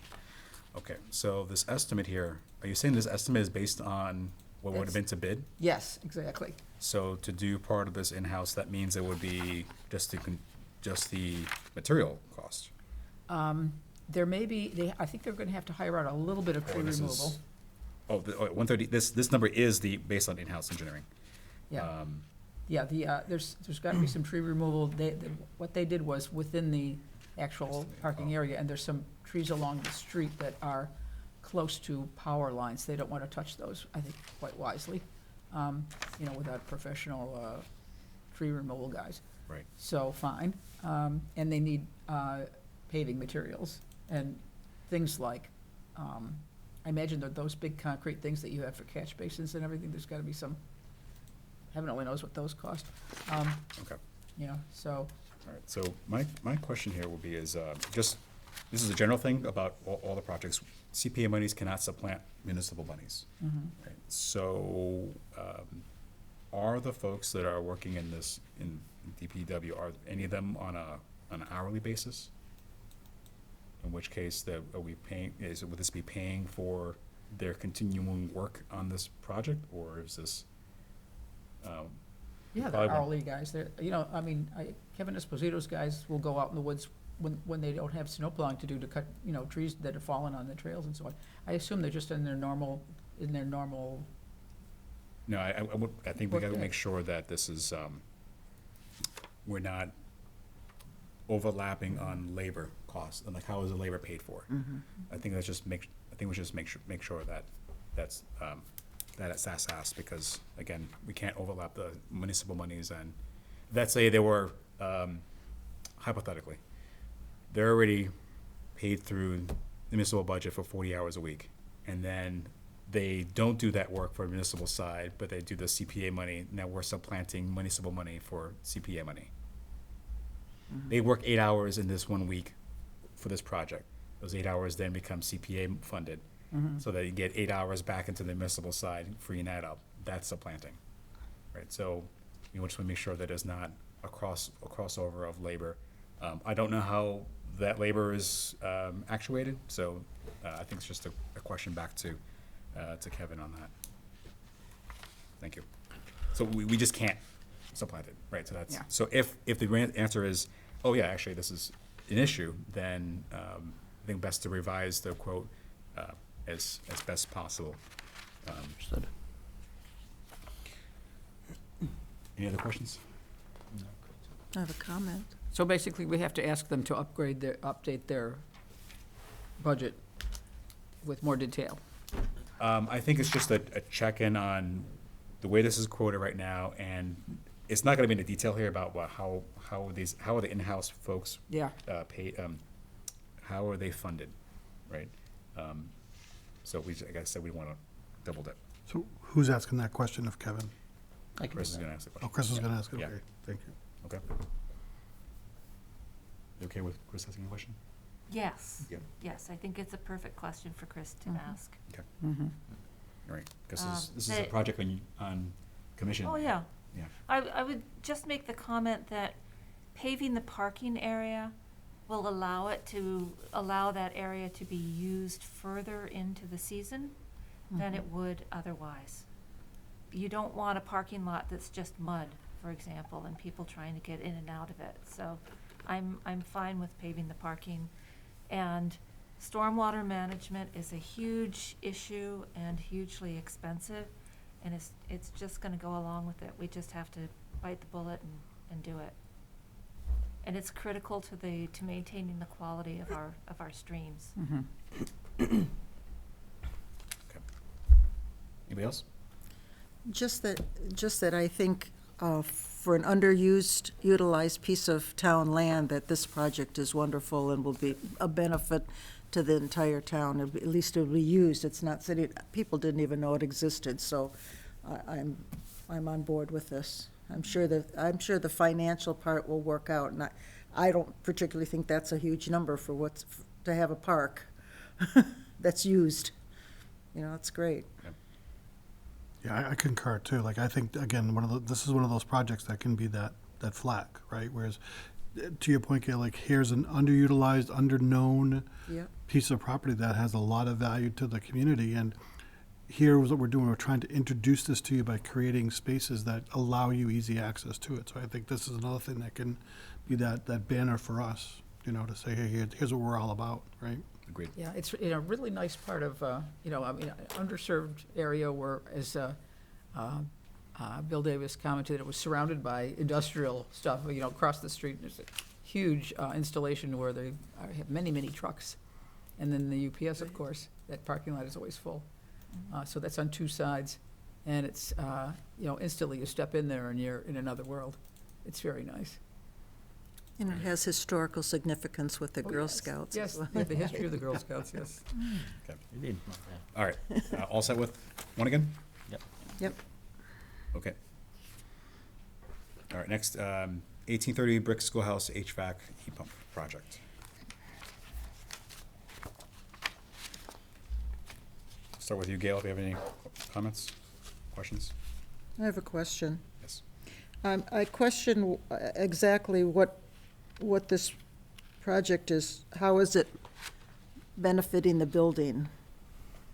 Because that's what we should be doing, right, is preserving the building.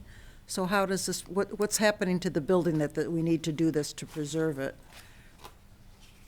It's not just to air condition it or to heat it or whatever, but is there something happening to the building that needs to be preserved? I know the basement needs mitigation, but I think you posed that question last month about, is anything being done to deal with the water issue in the basement? To me, that's a bigger issue than the cooling of the building. I don't know. Chris, anything from, Any From the- updates on that one?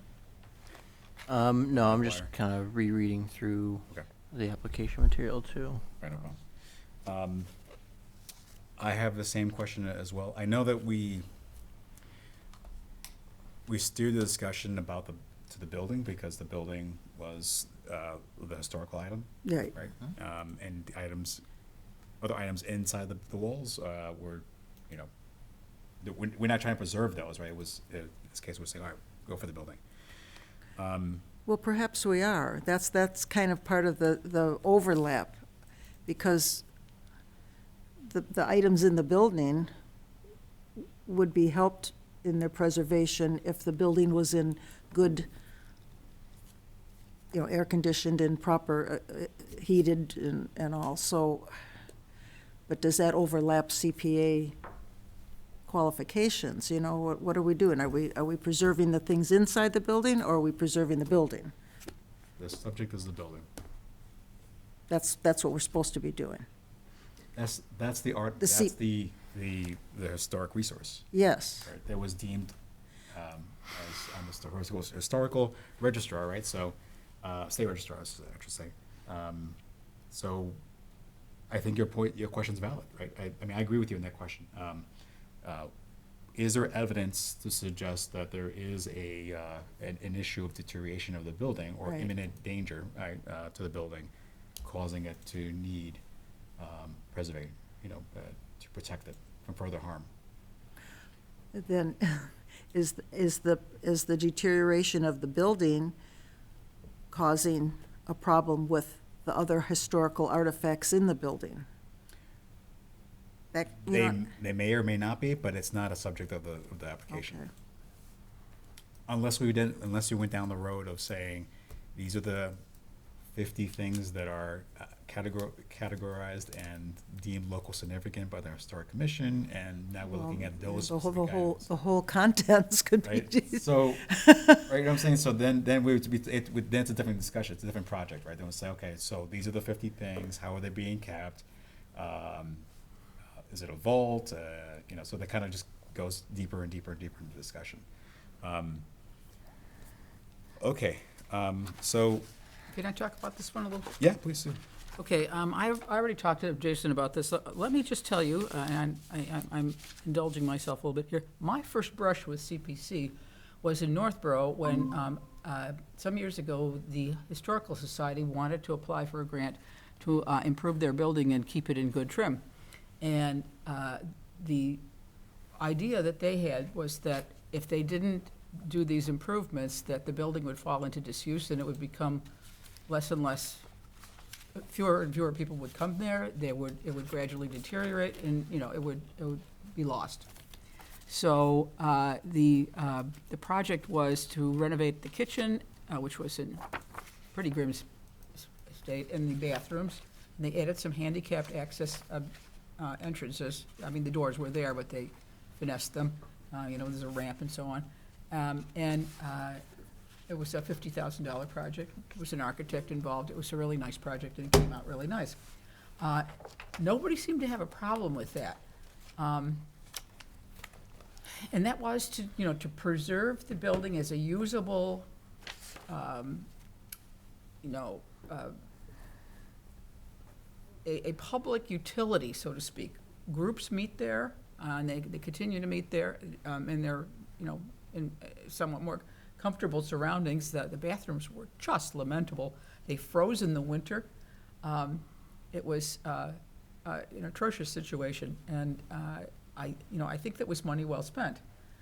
And I would consider that this is something along those lines. It may not, the heating and cooling, and I think personally stabilizing that is not a bad idea. Apparently there's oil heat in that building now. I don't know how old that unit is, or if it would be replaced at some point, but those don't last forever. I don't think this is too bad an idea. I also found that there is another town that has done something similar to this that I found in the on the site of the coalition site. This is the Jason Russell House in Arlington. They had a multi-year preservation project, and this particular one had, this project seeks to preserve the entire house and its contents with a geothermal climate control system for heating and cooling. This means that the interior temperature and humidity of the historic house itself varies with the season, and the house cannot be open to the public year-round unless they do it. And the lack of environmental control limits the artifacts that can be displayed in the house, and the house itself is not being optimally preserved. This passed just a year or two ago. I'd like to talk to the people that did this project and just hear about that. But there is a precedent if you felt like you wanted to go ahead. It's not like we're breaking new ground on this.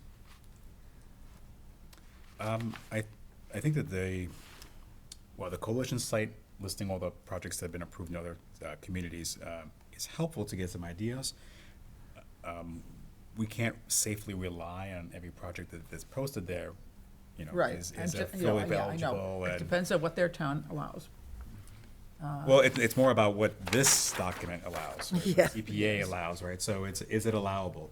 And then, you know, so like the preservation piece of this thing is protect personal or real property from injury, harm, or destruction. So that, I'm using that as my guiding light.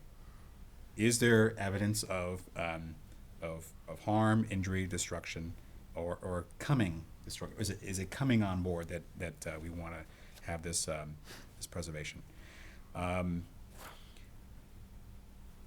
think it is worth to ask the applicant. And I know one of the applicants is Selco, so I'm not sure if Selco have the perspective from a building perspective, or if it's just saying like as a project they would be coming in to provide this. They initiated the project. Right, but I think along with the Historic Society, because as an occupant, right, to say, oh, yeah, you know, we see these are the following evidences to say, hey, there's issues with this building that we, you know, that could benefit from this, right? Any presence of mold or, right? I mean, that's right. Those are Right, and credible findings to say, hey, you know, when we go to town meeting, and we'd say, well, what's being harmed? What's the destruction going on? Right. I think We don't that's say where I what's need there, clarification as and well. How do we back that up, saying, oh, spend 85,000? I think there's a value perspective here that I totally understand from like, it's a historic building, it's utilized in such manner, it contains these artifacts which, again, by the rule of how we operate, in order for us to have them in scope to look at them, it have to be deemed historical items, right, on one of the 3 registers. So since it's not the subject of our conversation, we really can't focus on that. We just can't focus on that. So it's about the building, and that's how we are now. And I think it does, if it addresses the issue in the lower level of the basement of that building, if this HVAC addresses that issue, then it's an allowable and a logical thing to do. But if it doesn't address that, because I think that's the biggest issue, is the basement, that the moisture. Other than the heat rises, sure, the upstairs is going to be hot, but Have you ever been in the basement? yeah, well, it's been quite a while, but I helped clean it out once, and it was pretty bad. That was a number of years ago, but I don't think it's been fixed since then, but I could be wrong. I haven't been in it recently, but I think it's probably worth a visit to see what's down there and what's, if this mediation will help that issue, then it definitely would need to be done. Okay. Can we just take I think there's a point of just an action item, if you agree, as to Keith and to Patrick, about Mr. Bollinger and Mr. Collins. Is there any supporting evidence to suggest that there is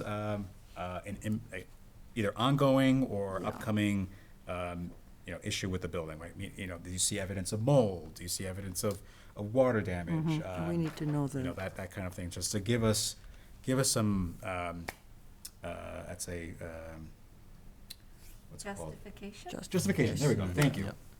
Perfect, thank you. To move this forward. Yeah, I think that's fair, and I'll just note that, in the application, the letter from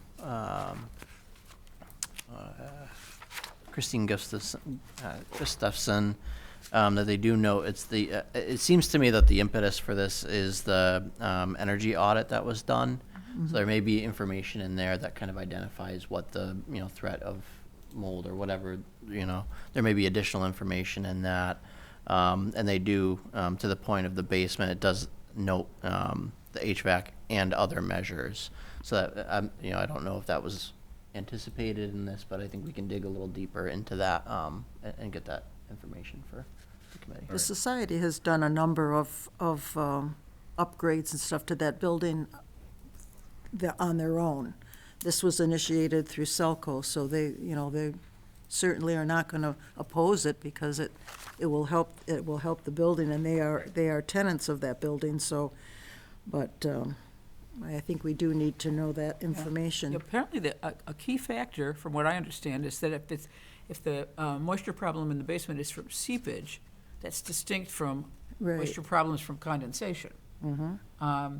And, you know, HVAC will presumably help the upstairs with the, if it's condensation, but if it's seepage, you gotta address that, so.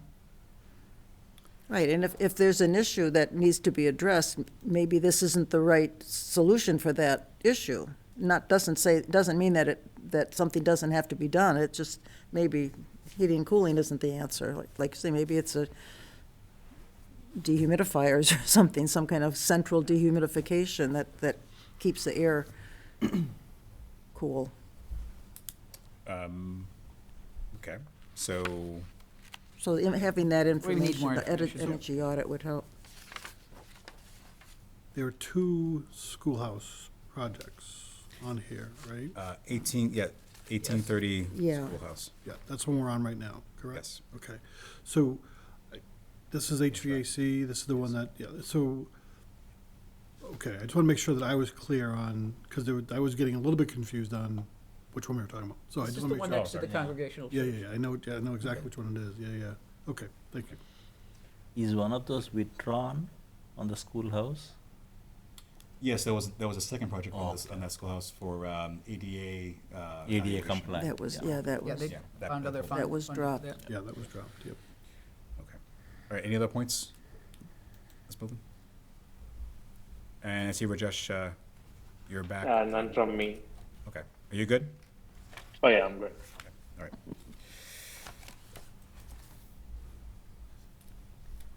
Okay. All right, next, District 5 Schoolhouse ADA Phase 1 Facility Review. Gail? Yep. Do you have any comments? perfect example of where to start. You know, it's the feasibility study, and the company is very thorough. It's not much money. It's like the perfect little package. Everything falls in line. Anybody else? Last call? Yeah. Okay.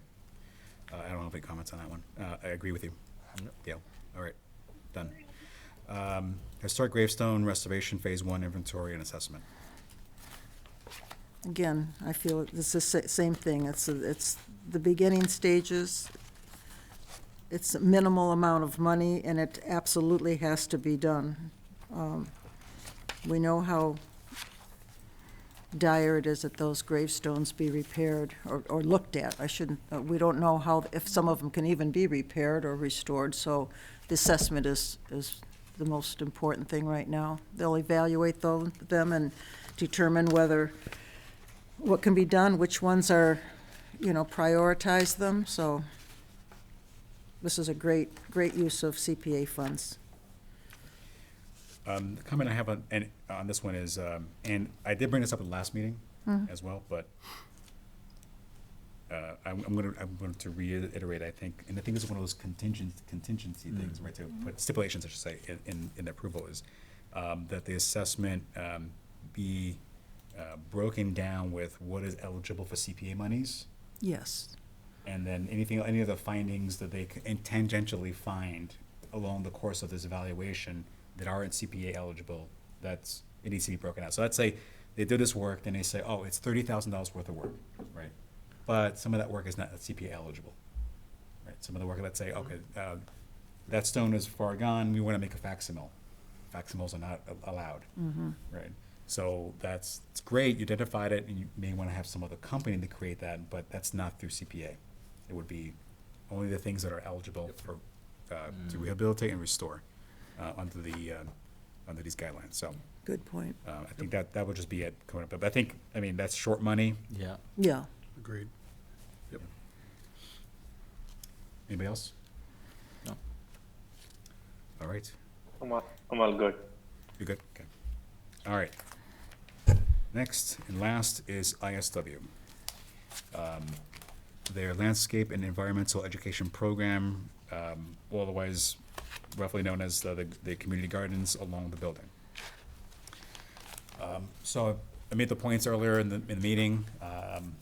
If anybody who's watching this remotely or recorded, certainly refer back to the comments that I made at the beginning of this agenda item to understand what the facts that came to light as we talked to the coalition, the Community Preservation Coalition, the entity that we get feedback from about community preservation projects and what is allowable and not allowable, and any typical usual guidance. So it was their advisement that this project, based on the property that it's on, it's not dedicated parkland, and so therefore they don't see this as an eligible project because it's not dedicated parkland. Anything you do on this property is not going to be eligible for CPA monies.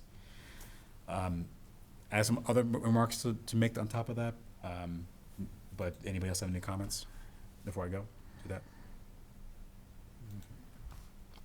Okay.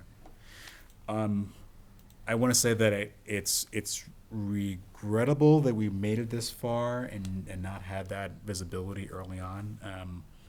We did reach out to the coalition initially to inquire about this. I think it does expose, Prerna, to your point about there's how much availability does the coalition really have to dive into these matters. And it also reflects on us as a brand new committee to look into these matters and understand, like, how much background do we have as we get ourselves ramped up into this process. So when we entered into this fiscal year, I did say this was going to be a rough road. There's going to be bumps along the way. I believe this is one of those bumps, and I think that given what's come to light, and I regrettably say that I think we have to go into February alerting the applicant that this is not an eligible project.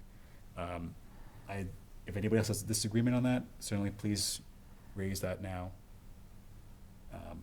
Otherwise, I think it'd be best that I think Rowan had a lot of interaction with them initially, so I think they would just work through Rowan and say, hey, this is new finding.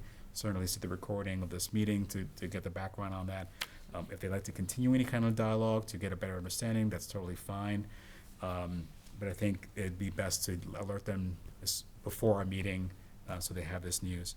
I personally feel that what they're trying to accomplish with their property and making it open to the public, and I think it's a great idea. I think it's value add for Shrewsbury as a community. It's unfortunate that it seems, as we understand it, that it's not going to be funded through CPA monies. But certainly wish them good luck in finding other funding streams to make that dream possible. And if they make that happen, I personally would look forward to visiting their site to see that happen. No, I think good comments, Jason. Based on when the gentlemen were here presenting, inclusive, want to draw the community in, show people, and I think everything that they said just resonated with me directly. Mm-hmm. It's just unfortunate that it doesn't kind of fall into our lane. Do you know what I mean? Because again, right. Another one of those ones that could say, listen, private citizen giving access to private lands, just so that we can do community involvement. It just resonates really, really well with what we should be all about, right? Right. It's just unfortunate that it falls outside of our lane. Right. Thank you. Anyone else? Rajesh? No, I think I echo all your comments and Steve's comments.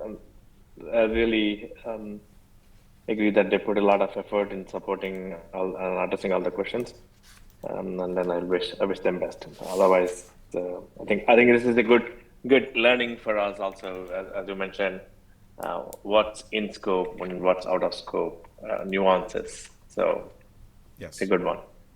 Okay. All right. Thank you. All right. So that concludes our our discussion on the 9 projects. We will continue the discussion into the February meeting, and at that meeting we will also deliberate and vote on recommending or partial recommend, or no recommend, not recommending each of these projects. And certainly that's what we'd be talking about from a financial perspective. I think we should be looking at a chart to say, this is our current monies, and looking at the prioritization again. You know, is this individual project worth to do now in this fiscal year, for whatever reason? So, all right. So that's that. Mr. Chairman, Yes. would it be possible for the commissioners that are not here to submit any comments to Rowan to spread to us, that if they had, because they're not here to give any comments, it'd be nice to know before going into February's meeting, if they have anything they wanted to add, maybe they could give it to Rowan and she could distribute it to us. So actually, Deb Mooney did. Oh, okay. Right? I believe she wrote some comments up. You know, that it was late breaking today, so Okay. I didn't get a chance to review Fine, that and that's good. forward that on. But I think to your point, I think we just worked that through Rowan about anybody that Okay, had comments to great, write up thanks. and put it in there. We will be talking about these projects again, but, you know, certainly if we can get any backstory from them, that'd be great. Okay. Anything else if we move on? Nope. Okay. All right, next is correspondence, if there are any that are different and haven't been brought up. No? Okay. So none, thank you. And then next steps. All right, so next steps is we have our February meeting. Actually, you know, we can beat me to the punch, but the date.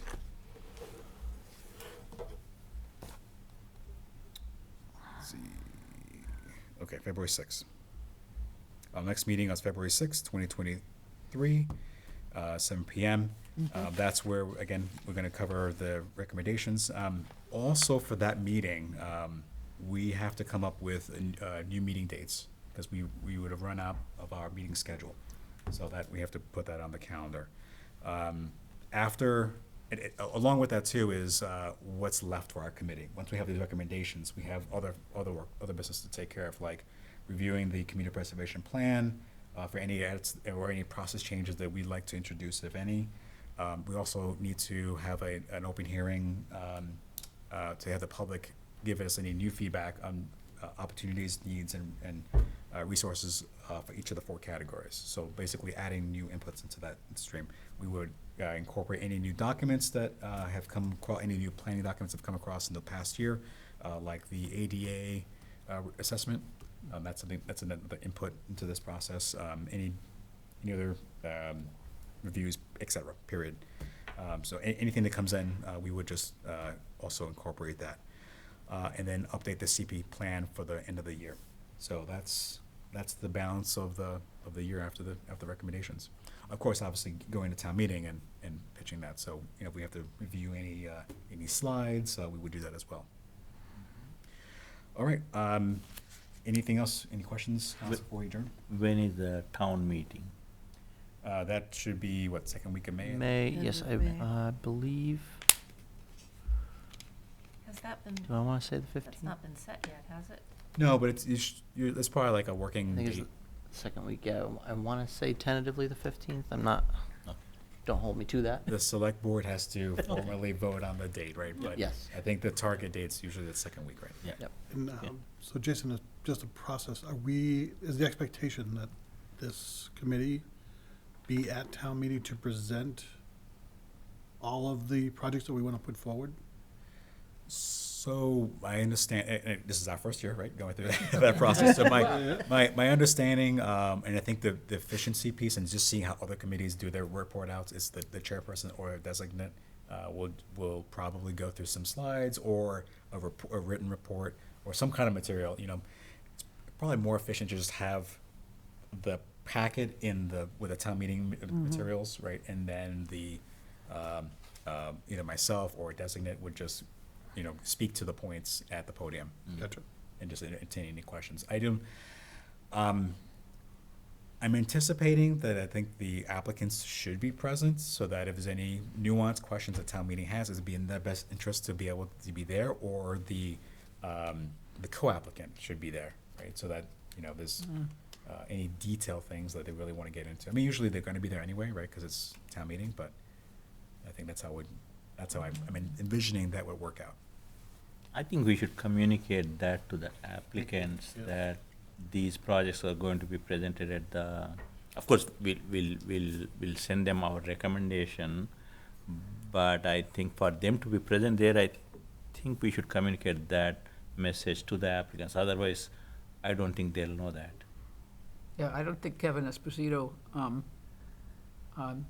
would necessarily be there. He might, I've never noticed, to tell you the truth, but maybe he's on the far side of the room from me.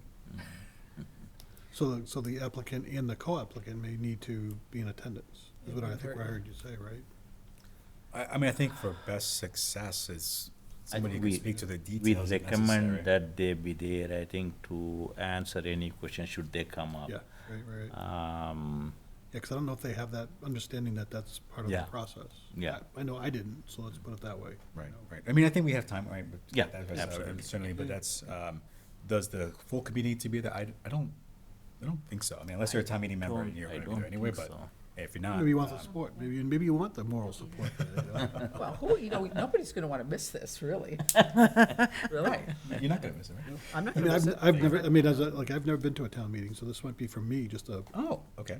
Oh, it's a I riot. would- I'd love to go, to, you know what I mean? They can go long. Yeah, yes, yeah, I do know that. Yes, you can. And I'm anticipating that this article would be scrutinized. right? Oh, absolutely. Right? Yeah, First this time is of ballot, great first interest, time, yeah. yeah, Now, do you know if they're going to do a Saturday perhaps? There was some debate about that, right?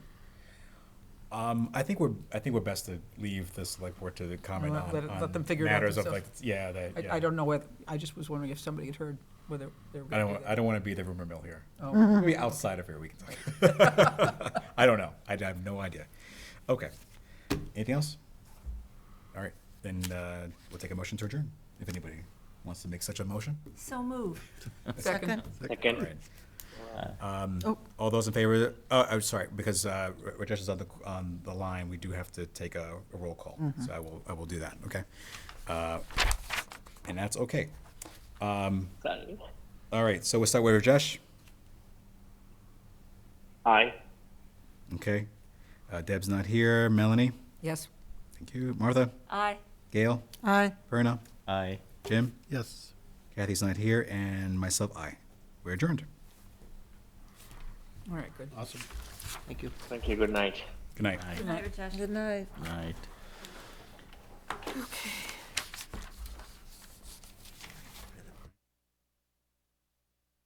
Meeting under 3 hours.